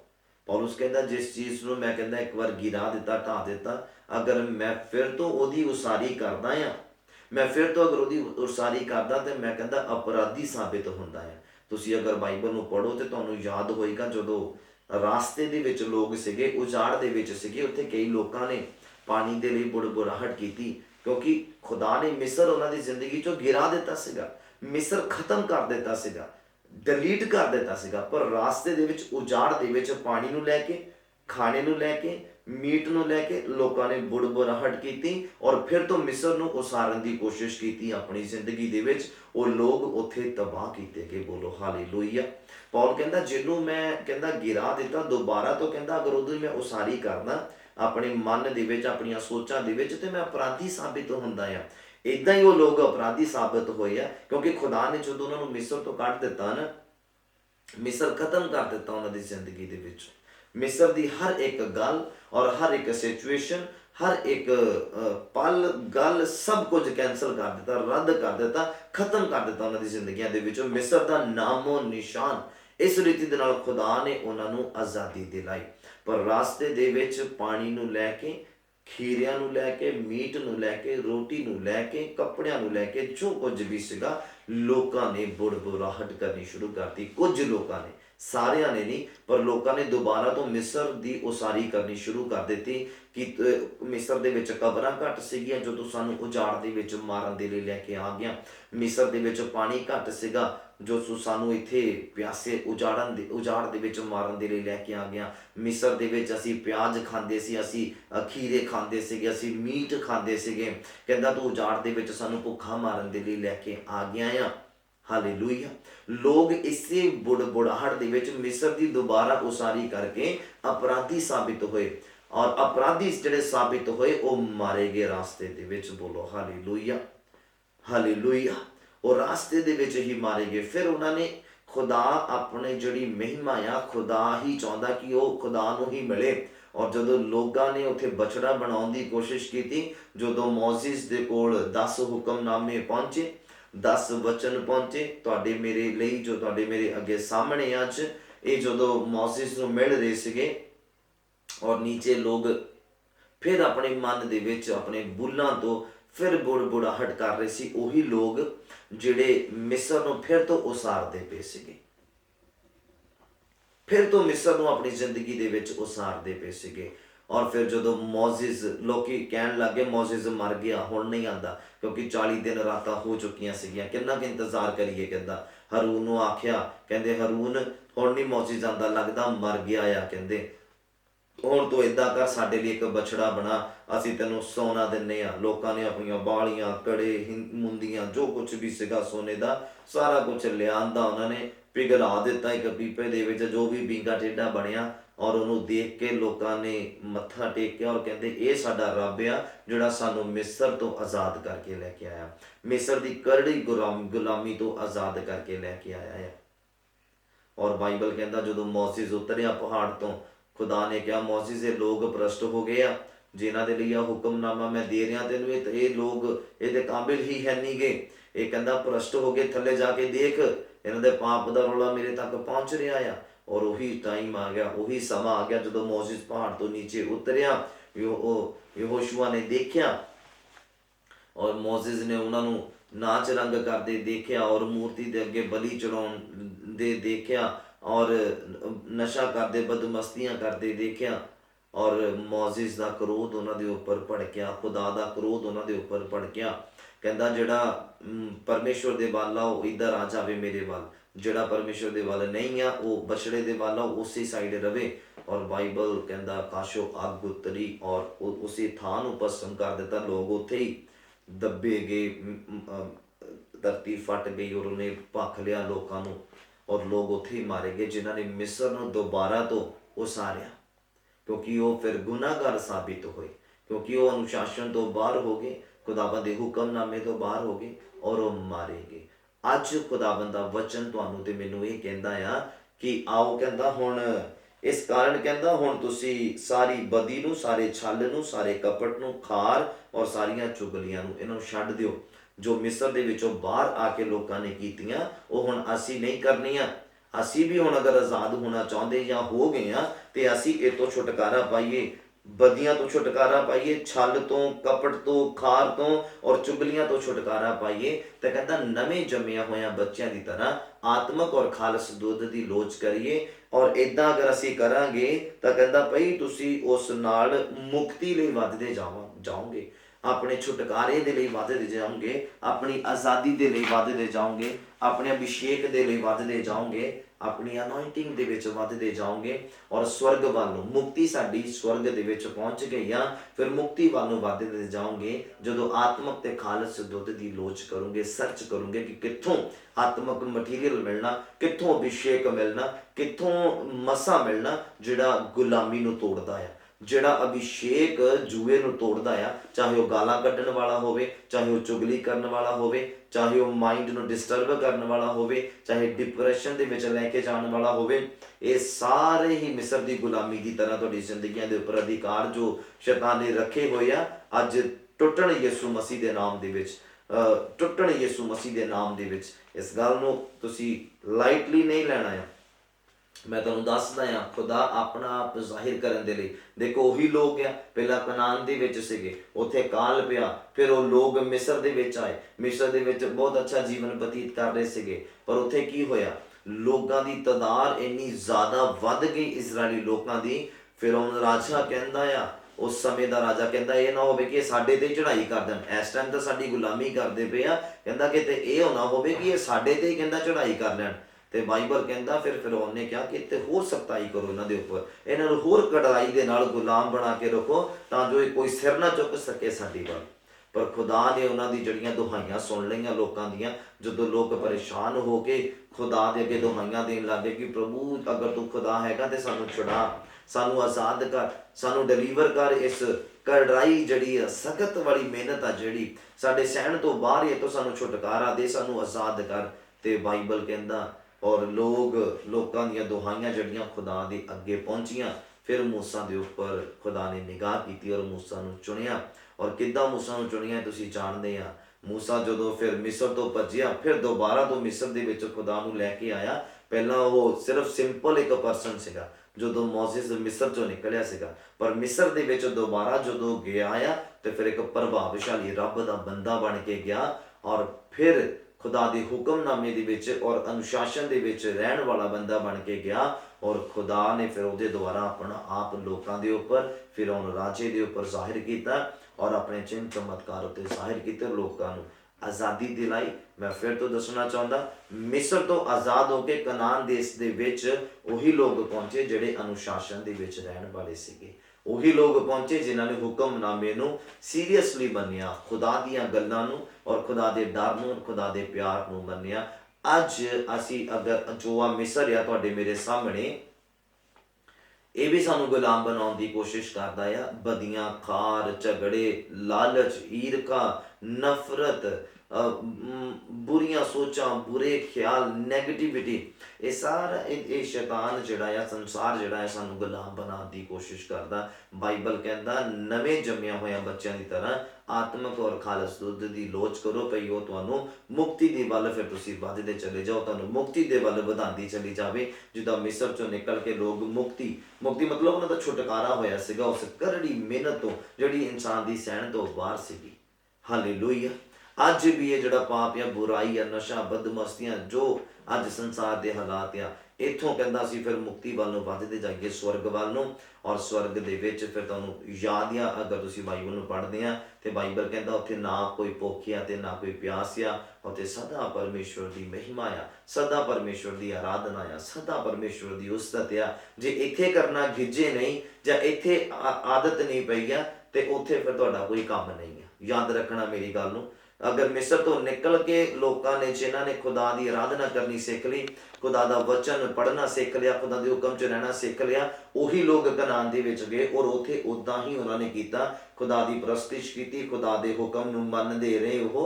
और फिर उस तो बाद की होया, अज अगर तुसी अज इत्थे अगर तुसी धरती के उपर रहिंदे तुसी दुआ नहीं कर रहे, क्योंकि स्वर्ग दे विच दुआ करना लाजमी आ। अगर तुसी इत्थे खुदा के वचन के अनुसार नहीं चलते और स्वर्ग के विच वचन के उपर चलना लाजमी है, मतलब जरूरी है। अगर इत्थे तुसी खुदा की महिमा नहीं कर रहे, वर्शिप नहीं करते, उत्थे हुंदा ही यह काम आ, उत्थे इहो ही 3 काम हुंदे आ। इत्थों इत्थे साडा एक ट्रेनिंग पीरीयड आ, संसार दे विच रहिंदे आ, धरती के उपर रहिंदे एक ट्रेनिंग पीरीयड आ, जिद्दां कनान देश तक लोकां नूं खुदा ने लैके जाना सी रब दे बंदे बना के। और उही लोग गए उत्थे जिहड़े रब दे बंदे बन के गए, मतलब पाप, बदी, खार, ईरखा नूं दूर करके छड्ड के, और जिन्हां ने मिस्र नूं ढा दिता, अपनी जिंदगी चों खत्म कर दिता, उही लोग उस थां दे उपर गए। अज अगर असीं स्वर्ग दे विच जाना, उत्थे आराधना हुंदी खुदा दी, उत्थे खुदा दे वचन के अनुसार चलिया जांदा है, उत्थे खुदा दे अनुशासन दे विच रहिया जांदा है। और अगर तुसीं धरती दे उपर नहीं रह सकदे, उत्थे नहीं पहुंच सकते।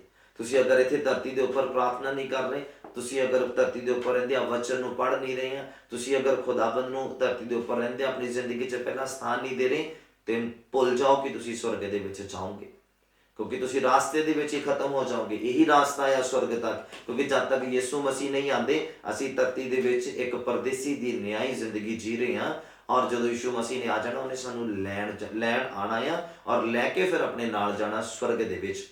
और वही लोग जाणगे जिहड़े अनुशासन दे विच रह रहे हैं, जिहड़े खुदा दे प्यार दे विच रह रहे हैं, और जिन्हां ने आदत बना ली अपनी प्रार्थना करन दी, बाइबल नूं पढ़न दी और इहदे अनुसार चलण दी, और खुदाबंद नूं अपनी जिंदगी च पहला स्थान देण दी जिन्हां ने आदत बना लई है, उही लोग उत्थे जाणगे, उही लोग उत्थे जाणगे। अज भी असीं स्वर्ग तो ही उतरे लोग हैं।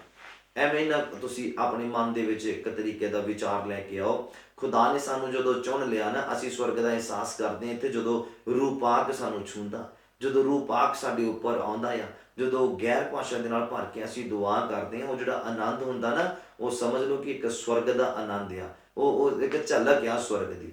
ਤੁਸੀਂ ਦੇਖੋ ਕਿ ਸਵਰਗ ਦੇ ਵਿੱਚ ਕਿੰਨਾ ਆਨੰਦ ਹੋਏਗਾ ਕਿ ਜਦੋਂ ਅਸੀਂ 2400 ਘੰਟੇ ਉੱਥੇ ਅਸੀਂ ਆਰਾਧਨਾ ਕਰਨੀ, वचन के अनुसार चलना, उत्थे कोई भुख प्यास, लड़ाई झगड़ा, ईरखा नहीं है, कोई अगे लंघण वाला नहीं है, कोई पिछे छड्डण वाला नहीं है, सब एको ही तरह के आ, सब एको ही सोच आ, एको ही विचार आ। और उत्थे जदों पहुंचांगे तो कितना आनंद होएगा उत्थे। बोलो हालेलुया। कहंदे जितण वाला जिहड़ा बंदा आ इस गुलामी तो जित जांदा आ, आज़ाद हो जाता, अपने आप को आज़ाद कर लेंदा आ, वो बंदा फिर स्वर्ग दे विच पहुंचेगा, पिता दे नाल मेज दे उत्ते खाना खाएगा। हालेलुया। फिरदौस दे विच उत्थे खाना खाएगा। बोलो हालेलुया। उम्मीद करदा तुसीं समझ पाए अज दे वचन नूं कि मोजिस नूं दोबारा मिस्र दे विच क्यों आना पिया, और मोजिस नूं किदां खुदा ने अपने लोगों नूं आज़ाद करन दे लई इस्तेमाल कीता। और उही लोग सीगे जिहड़े कनान तो निकल के आए, और फिर दोबारा तो खुदा उन्हां नूं कनान तक लैके गया। किदां लैके गए, सारा सफ़र जिहड़ा आ मैं बहुत घट समय के तुहानूं दस्सण की कोशिश की है, क्योंकि बहुत लोग इदां ते जिहड़े बाइबल नूं पढ़दे आ पर उन्होंने समझ नहीं लगती, तो मैनूं लगा कि हुण समझाउण की जरूरत हैगी आ कि यूसुफ नूं खुदा ने किदां इस्तेमाल किया अपने लोगों के लिए, अपने परिवार के लिए, किदां वो मिस्र तक पहुँचे, क्योंकि इहदे ते स्टडी चलदी पई आ, वो किदां मिस्र दे विच पहुँचे और किदां फिर काल खत्म होया, किदां फिर यूसुफ जिहड़ा वो अपने प्यो दादियां दे नाल सो गया, ਫਿਰ ਨਵਾਂ ਇੱਧਰੋਂ ਰਾਜਾ ਖੜਾ ਹੋਇਆ ਮਿਸਰ ਦਾ, ਔਰ ਉਹ ਭੁੱਲ ਗਿਆ ਕਿ ਯੂਸਫ ਕੌਣ ਸੀਗਾ, ਉਹਦੇ ਭਰਾ ਕੌਣ ਸੀਗੇ। ਫਿਰ ਉਹਨੇ ਉਹਨਾਂ ਨੂੰ ਗੁਲਾਮ ਬਣਾਉਣ ਦੀ ਕੋਸ਼ਿਸ਼ ਕੀਤੀ, ਮਿਸਰ ਦੇ ਵਿੱਚ ਸਾਰਿਆਂ ਨੂੰ ਗੁਲਾਮ ਬਣਾ ਲਿਆ ਔਰ ਤਕੜਾਈ ਦੇ ਨਾਲ ਉਹਨਾਂ ਦੇ ਉੱਪਰ ਰਾਜ ਕਰਨਾ ਸ਼ੁਰੂ ਕਰ ਦਿੱਤਾ। ਫਿਰ ਉਹਨਾਂ ਦੀ ਦੁਹਾਈਆਂ ਜਿਹੜੀਆਂ ਖੁਦਾ ਤੱਕ ਪਹੁੰਚੀਆਂ ਤੇ ਫਿਰ ਲੋਕਾਂ ਨੇ ਫਿਰ ਆਜ਼ਾਦ ਕੀਤਾ ਖੁਦਾ ਨੇ ਆਪਣੇ ਲੋਕਾਂ ਨੂੰ। ਹਾਲੇਲੂਇਆ। ਕਨਾਨ ਦੇਸ ਤੱਕ ਫਿਰ ਲੈ ਕੇ ਗਏ, ਔਰ ਇਹ ਉਹੀ ਲੋਕ ਆ ਜਿਹੜੇ ਉੱਦਾਂ ਹੀ ਬਸ ਇੱਕ ਰਾਉਂਡ ਚੱਲਿਆ, ਬਸ ਕਨਾਨ ਚੋਂ ਨਿਕਲੇ ਆ, ਮਿਸਰ ਤੱਕ ਪਹੁੰਚੇ ਆ, ਫਿਰ ਕਨਾਨ ਤੱਕ। ਬਸ ਇਹ ਪੋਲਿਸ਼ ਕਰਨ ਦਾ ਚੱਕਰ ਹੀ ਰਹਿ ਗਿਆ ਸੀਗਾ। ਬਸ ਪੋਲਿਸ਼ ਕਰਕੇ ਖੁਦਾ ਨੇ ਕਨਾਨ ਤੱਕ ਦੁਬਾਰਾ ਲੈ ਕੇ ਜਾਣਾ ਸੀਗਾ, ਆਪਣਾ ਆਪ ਜ਼ਾਹਿਰ ਕਰਕੇ ਔਰ ਆਪਣੇ ਹੁਕਮ ਔਰ ਵਿਧੀਆਂ ਲੋਕਾਂ ਨੂੰ ਦੱਸ ਕੇ, ਆਗਿਆਕਾਰੀ ਔਰ ਅਣਆਗਿਆਕਾਰੀ ਦੇ ਬਾਰੇ ਦੱਸ ਕੇ ਕਿ ਅਗਰ ਆਗਿਆਕਾਰੀ ਕਰੋਗੇ ਤਾਂ ਤੁਸੀਂ ਉੱਥੇ ਪਹੁੰਚੋਗੇ, ਅਗਰ ਅਣਆਗਿਆਕਾਰੀ ਕਰੋਗੇ ਤੇ ਸ਼ਰਾਪਿਤ ਹੋਵੋਗੇ। ਇਹ ਸਾਰੀਆਂ ਗੱਲਾਂ, ਸਾਰਾ ਅਨੁਸ਼ਾਸਨ ਜਿਹੜਾ ਲੋਕਾਂ ਦੇ ਸਾਹਮਣੇ ਰੱਖ ਦਿੱਤਾ ਕਿ ਅਗਰ ਅਨੁਸ਼ਾਸਨ ਦੇ ਵਿੱਚ ਰਹੋਗੇ ਤਾਂ ਤੁਸੀਂ ਉੱਥੇ ਪਹੁੰਚ ਸਕਦੇ ਆ। ਅੱਜ ਵੀ ਅਗਰ ਅਸੀਂ ਅਨੁਸ਼ਾਸਨ ਦੇ ਵਿੱਚ ਰਵਾਂਗੇ ਤਾਂ ਸਵਰਗ ਤੱਕ ਪਹੁੰਚਾਂਗੇ। ਹਾਲੇਲੂਇਆ। ਉਮੀਦ ਕਰਦਾ ਤੁਸੀਂ ਅੱਜ ਦੇ ਵਚਨ ਤੋਂ ਆਸ਼ੀਸ਼ ਔਰ ਬਰਕਤ ਪਾਈ ਹੈ। ਮੈਂ ਤਾਂ ਦੱਸਣ ਦੀ ਕੋਸ਼ਿਸ਼ ਕੀਤੀ ਹੈ ਵਚਨ ਨੂੰ ਬੋਲ ਕੇ ਦੇ ਕਿ ਜਿਹੜੇ ਲੋਕ ਪੜ੍ਹ ਨਹੀਂ ਸਕਦੇ, ਜਿਹੜੇ ਲੋਕ ਪੜ੍ਹਦੇ ਆ ਸਮਝ ਨਹੀਂ ਸਕਦੇ ਜਾਂ ਸਮਝ ਨਹੀਂ ਆਉਂਦੀ ਹੈ ਉਹਨਾਂ ਨੂੰ, ਔਰ ਮੈਨੂੰ ਇਹ ਅੱਜ ਲੱਗਾ ਕਿ ਇਹ ਦੱਸਣਾ ਤੁਹਾਡੇ ਲਈ ਜ਼ਰੂਰੀ ਸੀਗਾ ਕਿ ਤੁਸੀਂ ਸਮਝੋ ਕਿ ਉਹ ਕਨਾਨ ਦੇ ਵਿੱਚੋਂ ਹੀ ਨਿਕਲ ਕੇ ਮਿਸਰ ਦੀ ਗੁਲਾਮੀ ਦੇ ਵਿੱਚ ਲੋਕ ਆਏ ਸੀਗੇ, ਔਰ ਫਿਰ ਦੁਬਾਰਾ ਤੋਂ ਉਹਨਾਂ ਨੂੰ ਕਨਾਨ ਦੇਸ ਤੱਕ ਖੁਦਾ ਨੇ ਪਹੁੰਚਾਉਣਾ ਸੀਗਾ। ਔਰ ਦੁਬਾਰਾ ਉੱਥੇ ਪਹੁੰਚਣ ਦਾ ਸਫ਼ਰ ਵੀ ਲਗਭਗ 40 ਦਿਨਾਂ ਦਾ ਸੀਗਾ, ਜਿਹੜਾ ਕਿ 40 ਸਾਲਾਂ ਦੇ ਵਿੱਚ ਬਦਲ ਗਿਆ। 40 ਦਿਨ 40 ਸਾਲਾਂ ਦੇ ਵਿੱਚ ਬਦਲ ਗਏ। ਮਤਲਬ ਸਮਝੋ ਕਿ ਸਾਡੀ ਆਸ਼ੀਸ਼ ਸਾਡੇ ਬੁੜਾਹਟ ਕਰਨ ਦੇ ਨਾਲ, ਅਨੁਸ਼ਾਸਨ ਦੇ ਵਿੱਚ ਨਾ ਰਹਿਣ ਦੇ ਨਾਲ, ਹੁਕਮਾਂ ਨੂੰ ਨਾ ਮੰਨਣ ਦੇ ਨਾਲ, ਉਹ 40 ਦਿਨ ਜਿਹੜੀ ਦੀ ਆਸ਼ੀਸ਼ ਆ 40 ਦਿਨਾਂ 'ਚ ਮਿਲਣ ਵਾਲੀ ਆ, ਉਹ ਫਿਰ 40 ਸਾਲਾਂ ਦੇ ਬਾਅਦ ਪ੍ਰਾਪਤ ਹੁੰਦੀ ਹੈ। ਇਸ ਲਈ ਅਸੀਂ ਅੱਜ ਖਾਲੀ ਹਾਂ, ਇਸ ਲਈ ਅਸੀਂ ਬਰਕਤ ਤੋਂ ਵਾਂਝੇ ਹਾਂ। ਉਹਦਾ ਕਾਰਨ ਇਹ ਕਿ ਅਸੀਂ ਅਨੁਸ਼ਾਸਨਹੀਣ ਹਾਂ, ਅਨੁਸ਼ਾਸਨ ਦੇ ਵਿੱਚ ਰਹਿਣ ਵਾਲੇ ਨਹੀਂ ਆ, ਆਗਿਆਕਾਰੀ ਦੇ ਵਿੱਚ ਰਹਿਣ ਵਾਲੇ ਨਹੀਂ ਆ। ਆਗਿਆਕਾਰੀ ਦੇ ਵਿੱਚ ਬਣੋ, 40 ਸਾਲ ਫਿਰ ਤੋਂ 40 ਦਿਨਾਂ 'ਚ ਬਦਲ ਜਾਣਗੇ। ਯਿਸੂ ਮਸੀਹ ਦੇ ਨਾਮ 'ਚ ਬੋਲੋ ਆਮੀਨ। ਹਾਲੇਲੂਇਆ। ਜੋ ਆਸ਼ੀਸ਼ ਤੁਹਾਡੀ ਦੂਰ ਪਈ ਹੈ ਉਹ ਨਜ਼ਦੀਕ ਆ ਜਾਏਗੀ। ਤੁਹਾਨੂੰ ਅਨੁਸ਼ਾਸਨ ਦੇ ਵਿੱਚ ਆਉਣ ਦੀ ਜ਼ਰੂਰਤ ਹੈ, ਤੁਹਾਨੂੰ ਖੁਦਾ ਦੀ ਅਧੀਨਗੀ ਦੇ ਵਿੱਚ ਆਉਣ ਦੀ ਜ਼ਰੂਰਤ ਹੈ, ਤੁਹਾਨੂੰ ਖੁਦਾ ਦੇ ਪਿਆਰ ਦੇ ਵਿੱਚ ਆਉਣ ਦੀ ਜ਼ਰੂਰਤ ਆ। ਫਿਰ ਜਿਹੜੀਆਂ ਚੀਜ਼ਾਂ ਤੁਹਾਡੇ ਤੋਂ ਦੂਰ ਗਈਆਂ ਆ ਉਹ ਤੁਹਾਡੇ ਨਜ਼ਦੀਕ ਆ ਜਾਣਗੀਆਂ। ਤੁਸੀਂ ਅਗਰ ਆਪਣੀ ਜ਼ਿੰਦਗੀ ਦੇ ਵੱਲ ਝਾਤੀ ਮਾਰੋ, ਜਦੋਂ ਤੁਸੀਂ ਪਰਮੇਸ਼ਵਰ ਦੇ ਵਿੱਚ ਬਹੁਤ ਅੱਛੇ ਤਰੀਕੇ ਨਾਲ ਚੱਲਦੇ ਸੀਗੇ, ਚੀਜ਼ਾਂ ਆਪਣੇ ਆਪ ਆ ਕੇ ਮਿਲੀਆਂ, ਸਾਨੂੰ ਬਰਕਤਾਂ ਮਿਲੀਆਂ। ਪਰ ਜਿੱਦਾਂ ਤੁਸੀਂ ਭਟਕੇ, ਖੁਦਾ ਤੋਂ ਦੂਰ ਹੋਏ, ਉਹ ਚੀਜ਼ਾਂ ਫਿਰ ਹੌਲੀ ਹੌਲੀ ਦੂਰ ਹੋਣੀਆਂ ਸ਼ੁਰੂ ਹੋ ਗਈਆਂ। ਹੁਣ ਦੁਬਾਰਾ ਤੋਂ ਸਮੇਂ ਆ ਗਿਆ ਕਿ ਹੁਣ ਅਸੀਂ ਫਿਰ ਅਨੁਸ਼ਾਸਨ ਦੇ ਵਿੱਚ ਆਈਏ, ਖੁਦਾ ਦੀ ਅਧੀਨਗੀ ਦੇ ਵਿੱਚ ਆਈਏ, ਔਰ ਫਿਰ ਤੋਂ ਜਿਹੜੀਆਂ ਚੀਜ਼ਾਂ ਦੂਰ ਗਈਆਂ ਆ ਉਹ ਹੋਰ ਫਿਰ ਨਜ਼ਦੀਕ ਆ ਜਾਣਗੀਆਂ, ਪਿੱਛੇ ਪੈ ਕੇ ਕਹਿੰਦੇ ਮਿਲਣਗੀਆਂ। ਯਿਸੂ ਮਸੀਹ ਦੇ ਨਾਮ 'ਚ ਬੋਲੋ ਆਮੀਨ। ਹਾਲੇਲੂਇਆ। ਉਮੀਦ ਕਰਦੇ ਹਾਂ ਅੱਜ ਦੇ ਵਚਨ ਤੋਂ ਤੁਸੀਂ ਆਸ਼ੀਸ਼ ਔਰ ਬਰਕਤ ਨੂੰ ਪ੍ਰਾਪਤ ਕੀਤਾ ਆ। ਮੇਰਾ ਪਰਮੇਸ਼ਵਰ ਖੁਦਾਵੰਦ ਯਿਸੂ ਮਸੀਹ ਤੁਹਾਡੇ ਉੱਪਰ ਆਪਣਾ ਸੱਜਾ ਹੱਥ ਵਧਾ ਕੇ ਤੁਹਾਡੀਆਂ ਜ਼ਿੰਦਗੀਆਂ ਨੂੰ ਤ੍ਰਿਪਤ ਕਰੇ, ਤੁਹਾਡੇ ਰੂਹ ਜਿਸ ਸਮਝਾਉਣ ਦੀ ਭੁੱਖ ਪਿਆਸ ਨੂੰ ਬੁਝਾਏ, ਤੁਹਾਡੀਆਂ ਹਰ ਇੱਕ ਜ਼ਰੂਰਤਾਂ ਨੂੰ ਪੂਰਾ ਕਰੇ, ਔਰ ਤੁਹਾਡੇ ਰਸੋਈ ਘਰ ਦੇ ਜਿਹੜੇ ਬਰਤਨ ਆ ਉਹ ਸਦਾ ਭਰੇ ਰਹਿਣ, ਔਰ ਡੁੱਲਦਾ ਹੋਇਆ ਖੁਦਾ ਤੁਹਾਡੇ ਪੱਲੇ ਪਾਵੇ, ਔਰ ਤੁਸੀਂ ਖੁਦਾ ਦਾ ਧੰਨਵਾਦ ਕਰਨਾ ਨਾ ਭੁੱਲੋ। ਬੋਲੋ ਆਮੀਨ। ਹਾਲੇਲੂਇਆ। ਆਈਏ ਆਪਣੀ ਅੱਖਾਂ ਨੂੰ ਬੰਦ ਕਰੀਏ, ਆਖਰੀ ਪ੍ਰਾਰਥਨਾ ਦੇ ਵਿੱਚ ਚੱਲਦੇ ਹਾਂ। ਸੱਚਾ ਜ਼ਿੰਦਾ ਮਿਹਰਬਾਨ ਖੁਦਾਵੰਦ ਪਿਤਾ ਪਰਮੇਸ਼ਵਰ, ਪ੍ਰਭੂ ਯਿਸੂ ਮਸੀਹ ਦੇ ਜ਼ਿੰਦਾ ਨਾਮ 'ਚ ਤੁਹਾਡਾ ਸ਼ੁਕਰ ਕਰਦੇ ਹਾਂ ਇਸ ਬੜੇ ਹੀ ਆਦਰਯੋਗ ਸਮੇਂ ਦੇ ਲਈ ਜੋ ਸਾਡੀ ਜ਼ਿੰਦਗੀ 'ਚ ਬਖਸ਼ਿਆ। ਤੁਹਾਡਾ ਧੰਨਵਾਦ ਕਰਦੇ ਹਾਂ ਮੇਰੇ ਪਿਆਰੇ ਪ੍ਰਭੂ ਜੀ, ਔਰ ਅਸੀਂ ਪ੍ਰਾਰਥਨਾ ਕਰਦੇ ਹਾਂ ਮੇਰੇ ਖੁਦਾਵੰਦ ਕਿ ਤੁਹਾਡੇ ਲੋਕ ਜੋ ਇੰਟਰਨੈਟ ਦੇ ਵਸੀਲੇ ਦੇ ਨਾਲ ਆਨਲਾਈਨ ਅੱਜ ਦੀ ਮੀਟਿੰਗ ਨੂੰ ਸੁਣਦੇ ਨੇ, ਆਸ਼ੀਸ਼ ਔਰ ਬਰਕਤ ਨੂੰ ਪ੍ਰਾਪਤ ਕਰਨ ਮੇਰੇ ਪ੍ਰਭੂ, ਆਪਣੀ ਜ਼ਿੰਦਗੀ 'ਚ ਜਿਨ ਚਮਤਕਾਰ ਨੂੰ ਪ੍ਰਾਪਤ ਕਰਨ। ਵਚਨ ਹੀ ਆ ਜੋ ਸਾਨੂੰ ਸੰਭਾਲ ਕੇ ਰੱਖਦਾ, ਵਚਨ ਹੀ ਆ ਜੋ ਸਾਨੂੰ ਡਿੱਗਣ ਤੋਂ ਬਚਾਉਂਦਾ, ਵਚਨ ਹੀ ਆ ਜੋ ਸਾਨੂੰ ਮੁੜ ਤੋਂ ਖੜਾ ਕਰਦਾ ਮੇਰੇ ਪ੍ਰਭੂ ਜੀ। ਅਸੀਂ ਤਾਰੀਫ ਕਰਦੇ ਹਾਂ, ਤੁਹਾਡੇ ਨਾਮ ਨੂੰ ਆਦਰ ਦਿੰਦੇ ਹਾਂ, ਤੁਹਾਡੇ ਨਾਮ ਨੂੰ ਮੁਬਾਰਕ ਆਖਦੇ ਹਾਂ ਮੇਰੇ ਪਰਮੇਸ਼ਵਰ ਪਿਤਾ ਜੀ। ਖੁਦਾ ਬਾਪ, ਖੁਦਾ ਬੇਟੇ ਰੂਪ ਆਖ ਦੇ ਨਾਮ 'ਚ ਤੁਹਾਡੇ ਲੋਕ ਆਸ਼ੀਸ਼ਿਤ ਹੋਣ ਜੋ ਅੱਜ ਇਸ ਸਮੇਂ ਮੀਟਿੰਗ ਨੂੰ ਸੁਣਦੇ ਪਏ ਨੇ, ਬੜੀ ਬਰਕਤ ਨੂੰ ਪ੍ਰਾਪਤ ਕਰਨ, ਬੜੀ ਆਸ਼ੀਸ਼ ਨੂੰ ਪ੍ਰਾਪਤ ਕਰਨ। ਖੁਦਾਵੰਦ ਯਿਸੂ ਮਸੀਹ ਦੇ ਨਾਮ ਦੇ ਵਿੱਚ ਜੋ ਬਰਕਤਾਂ ਦੂਰ ਚਲੀ ਗਈਆਂ ਆ ਉਹ ਨਜ਼ਦੀਕ ਆ ਜਾਣ ਮੇਰੇ ਪਰਮੇਸ਼ਵਰ, ਜਿਨ੍ਹਾਂ ਦਾ ਮਿਲਣਾ ਬਹੁਤ ਲੇਟ ਆ, ਯਿਸੂ ਮਸੀਹ ਦੇ ਨਾਮ 'ਚੋਂ ਬਹੁਤ ਜਲਦੀ ਮਿਲ ਜਾਣ ਮੇਰੇ ਖੁਦਾਵੰਦ। ਅਸੀਂ ਤੁਹਾਡਾ ਧੰਨਵਾਦ ਕਰਦੇ, ਸਾਨੂੰ ਇਸ ਕਾਬਿਲ ਬਣਾਓ, ਆਪਣੇ ਲੋਕਾਂ ਨੂੰ ਇਸ ਕਾਬਿਲ ਬਣਾਓ ਮੇਰੇ ਪ੍ਰਭੂ, ਔਰ ਬਹੁਤਾਇਤ ਦੇ ਨਾਲ ਬਰਕਤ ਪਾਉਣ ਮੇਰੇ ਪਰਮੇਸ਼ਵਰ, ਤੁਹਾਡੇ ਨਾਮ ਨੂੰ ਮੁਬਾਰਕ ਆਖਣ ਮੇਰੇ ਖੁਦਾਵੰਦ। ਤੁਹਾਡਾ ਧੰਨਵਾਦ ਕਰਦੇ ਹਾਂ ਅੱਜ ਦੀ ਸਾਰੀ ਸਭਾ ਦੇ ਲਈ ਮੇਰੇ ਪਰਮੇਸ਼ਵਰ, ਮੀਟਿੰਗ ਦੇ ਸਾਰੇ ਸਮੇਂ ਦੇ ਲਈ ਧੰਨਵਾਦ ਕਰਦੇ ਜੋ ਸਾਡੀ ਜ਼ਿੰਦਗੀਆਂ 'ਚ ਬਖਸ਼ਿਆ। ਸ਼ੁਕਰਗੁਜ਼ਾਰ ਹਾਂ ਮੇਰੇ ਪ੍ਰਭੂ, ਵੱਡੀ ਆਸ਼ੀਸ਼ ਔਰ ਵੱਡੀ ਬਰਕਤ ਦਿਓ, ਜ਼ਰੂਰਤਾਂ ਦੀ ਪੂਰਤੀ ਦੇ ਲਈ ਧੰਨਵਾਦ। ਅੱਛਾ ਖਾਣ ਨੂੰ ਦਿੱਤਾ, ਅੱਛਾ ਪਾਉਣ ਨੂੰ ਦਿੱਤਾ, ਅੱਛਾ ਰਹਿਣ ਨੂੰ ਦਿੱਤਾ ਔਰ ਹਰ ਇੱਕ ਜ਼ਰੂਰਤ ਨੂੰ ਪੂਰਾ ਕੀਤਾ। ਤੁਹਾਡਾ ਧੰਨਵਾਦ ਕਰਦੇ ਹੋਏ ਪ੍ਰਾਰਥਨਾ ਨੂੰ ਯਿਸੂ ਮਸੀਹ ਦੇ ਨਾਮ ਵਿੱਚ ਮੰਗਦੇ ਹਾਂ, ਆਮੀਨ। ਮੇ ਗॉड ਬਲੈਸ। ਖੁਦਾਵੰਦ ਯਿਸੂ ਮਸੀਹ ਤੁਹਾਨੂੰ ਬਹੁਤ ਆਇਤ ਦੇ ਨਾਲ ਆਸ਼ੀਸ਼ ਔਰ ਬਰਕਤ ਦੇਵੇ ਔਰ ਆਪਣੇ ਘਰ ਦੇ ਵਿੱਚ ਰੂਟੀਨ ਦੇ ਨਾਲ, ਬਾਈਬਲ ਦੇ ਨਾਲ ਸਮੇਂ ਬਿਤਾਓ, ਖੁਦਾਵੰਦ ਦੇ ਨਾਲ ਸਮੇਂ ਬਿਤਾਓ ਤਾਂ ਜੋ ਤੁਸੀਂ ਗੁਲਾਮੀ ਦੇ ਵਿੱਚ ਨਾ ਜਾਓ। ਕਿਉਂਕਿ ਗੁਲਾਮੀ ਦੇ ਵਿੱਚ ਜਾਣ ਦਾ ਮਤਲਬ ਹੀ ਇਹ ਆ ਕਿ ਜਦੋਂ ਅਸੀਂ ਬਾਈਬਲ ਦੇ ਨਾਲ ਦੂਰੀ ਬਣਾਵਾਂਗੇ, ਜਦੋਂ ਅਸੀਂ ਪ੍ਰਾਰਥਨਾ ਦੇ ਵਿੱਚ ਦੂਰੀ ਬਣਾਵਾਂਗੇ, ਉਦੋਂ ਅਸੀਂ ਫਿਰ ਖੁਦਾ ਤੋਂ ਦੂਰ ਹੋਵਾਂਗੇ। ਔਰ ਮੈਂ ਚਾਹੁੰਦਾ ਤੁਸੀਂ ਜਦੋਂ ਖੁਦਾ ਦੇ ਨਜ਼ਦੀਕ ਜਾਓਗੇ, ਉਹ ਆਪਣੇ ਆਪ ਤੁਹਾਡੀ ਗੁਲਾਮੀ ਦੇ ਬੰਧਨ ਤੋੜ ਦੇਗਾ। ਉਹ ਆਪਣੇ ਆਪ ਤੁਹਾਡੀ ਗੁਲਾਮੀ ਦੇ ਬੰਧਨ ਤੋੜ ਦੇਗਾ। ਜਿੱਦਾਂ ਪੌਲੁਸ ਤੇ ਸਿਲਾਸ ਸੀਗੇ, ਉਹਨਾਂ ਨੇ ਬੁੜਬੁੜਾਇਆ ਨਹੀਂ ਜਦੋਂ ਬੰਧਨ ਦੇ ਵਿੱਚ ਗਏ, ਜਦੋਂ ਬੇੜੀਆਂ ਦੇ ਵਿੱਚ ਗਏ, ਉਹਨਾਂ ਨੇ ਆਰਾਧਨਾ ਕਰਨਾ ਸ਼ੁਰੂ ਕਰ ਦਿੱਤਾ, ਪ੍ਰਾਰਥਨਾ ਕਰਨਾ ਸ਼ੁਰੂ ਕਰ ਦਿੱਤਾ, ਉਹਨਾਂ ਦੇ ਬੰਧਨ ਟੁੱਟ ਗਏ। ਹਰ ਇੱਕ ਤਰ੍ਹਾਂ ਦਾ ਬੰਧਨ ਟੁੱਟ ਜਾਣਾ ਆ ਜਦੋਂ ਤੁਸੀਂ ਬਾਈਬਲ ਨੂੰ ਪੜ੍ਹਨਾ ਸ਼ੁਰੂ ਕਰ ਦੋਗੇ, ਜਦੋਂ ਤੁਸੀਂ ਖੁਦਾ ਦੀ ਵਰਸ਼ਿਪ ਕਰਨਾ ਸ਼ੁਰੂ ਕਰ ਦੋਗੇ, तमाम ਬੰਧਨ ਟੁੱਟ ਜਾਣਗੇ ਯਿਸੂ ਮਸੀਹ ਦੇ ਨਾਮ 'ਚ। ਬੋਲੋ ਆਮੀਨ। ਮੈਂ ਪਾਸਟਰ ਆਸਟਿਨ ਸੈਮੂਅਲ, ਖੁਦਾਵੰਦ ਯਿਸੂ ਮਸੀਹ ਦੇ ਜ਼ਿੰਦਾ ਨਾਮ 'ਚ ਤੁਹਾਡੇ ਸਭਨਾਂ ਦੀ ਜ਼ਿੰਦਗੀਆਂ ਦੇ ਵਿੱਚ ਸ਼ਾਂਤੀ ਨੂੰ ਭੇਜਦਾ ਹਾਂ। ਕਬੂਲ ਕਰੋ, ਆਮੀਨ। God bless.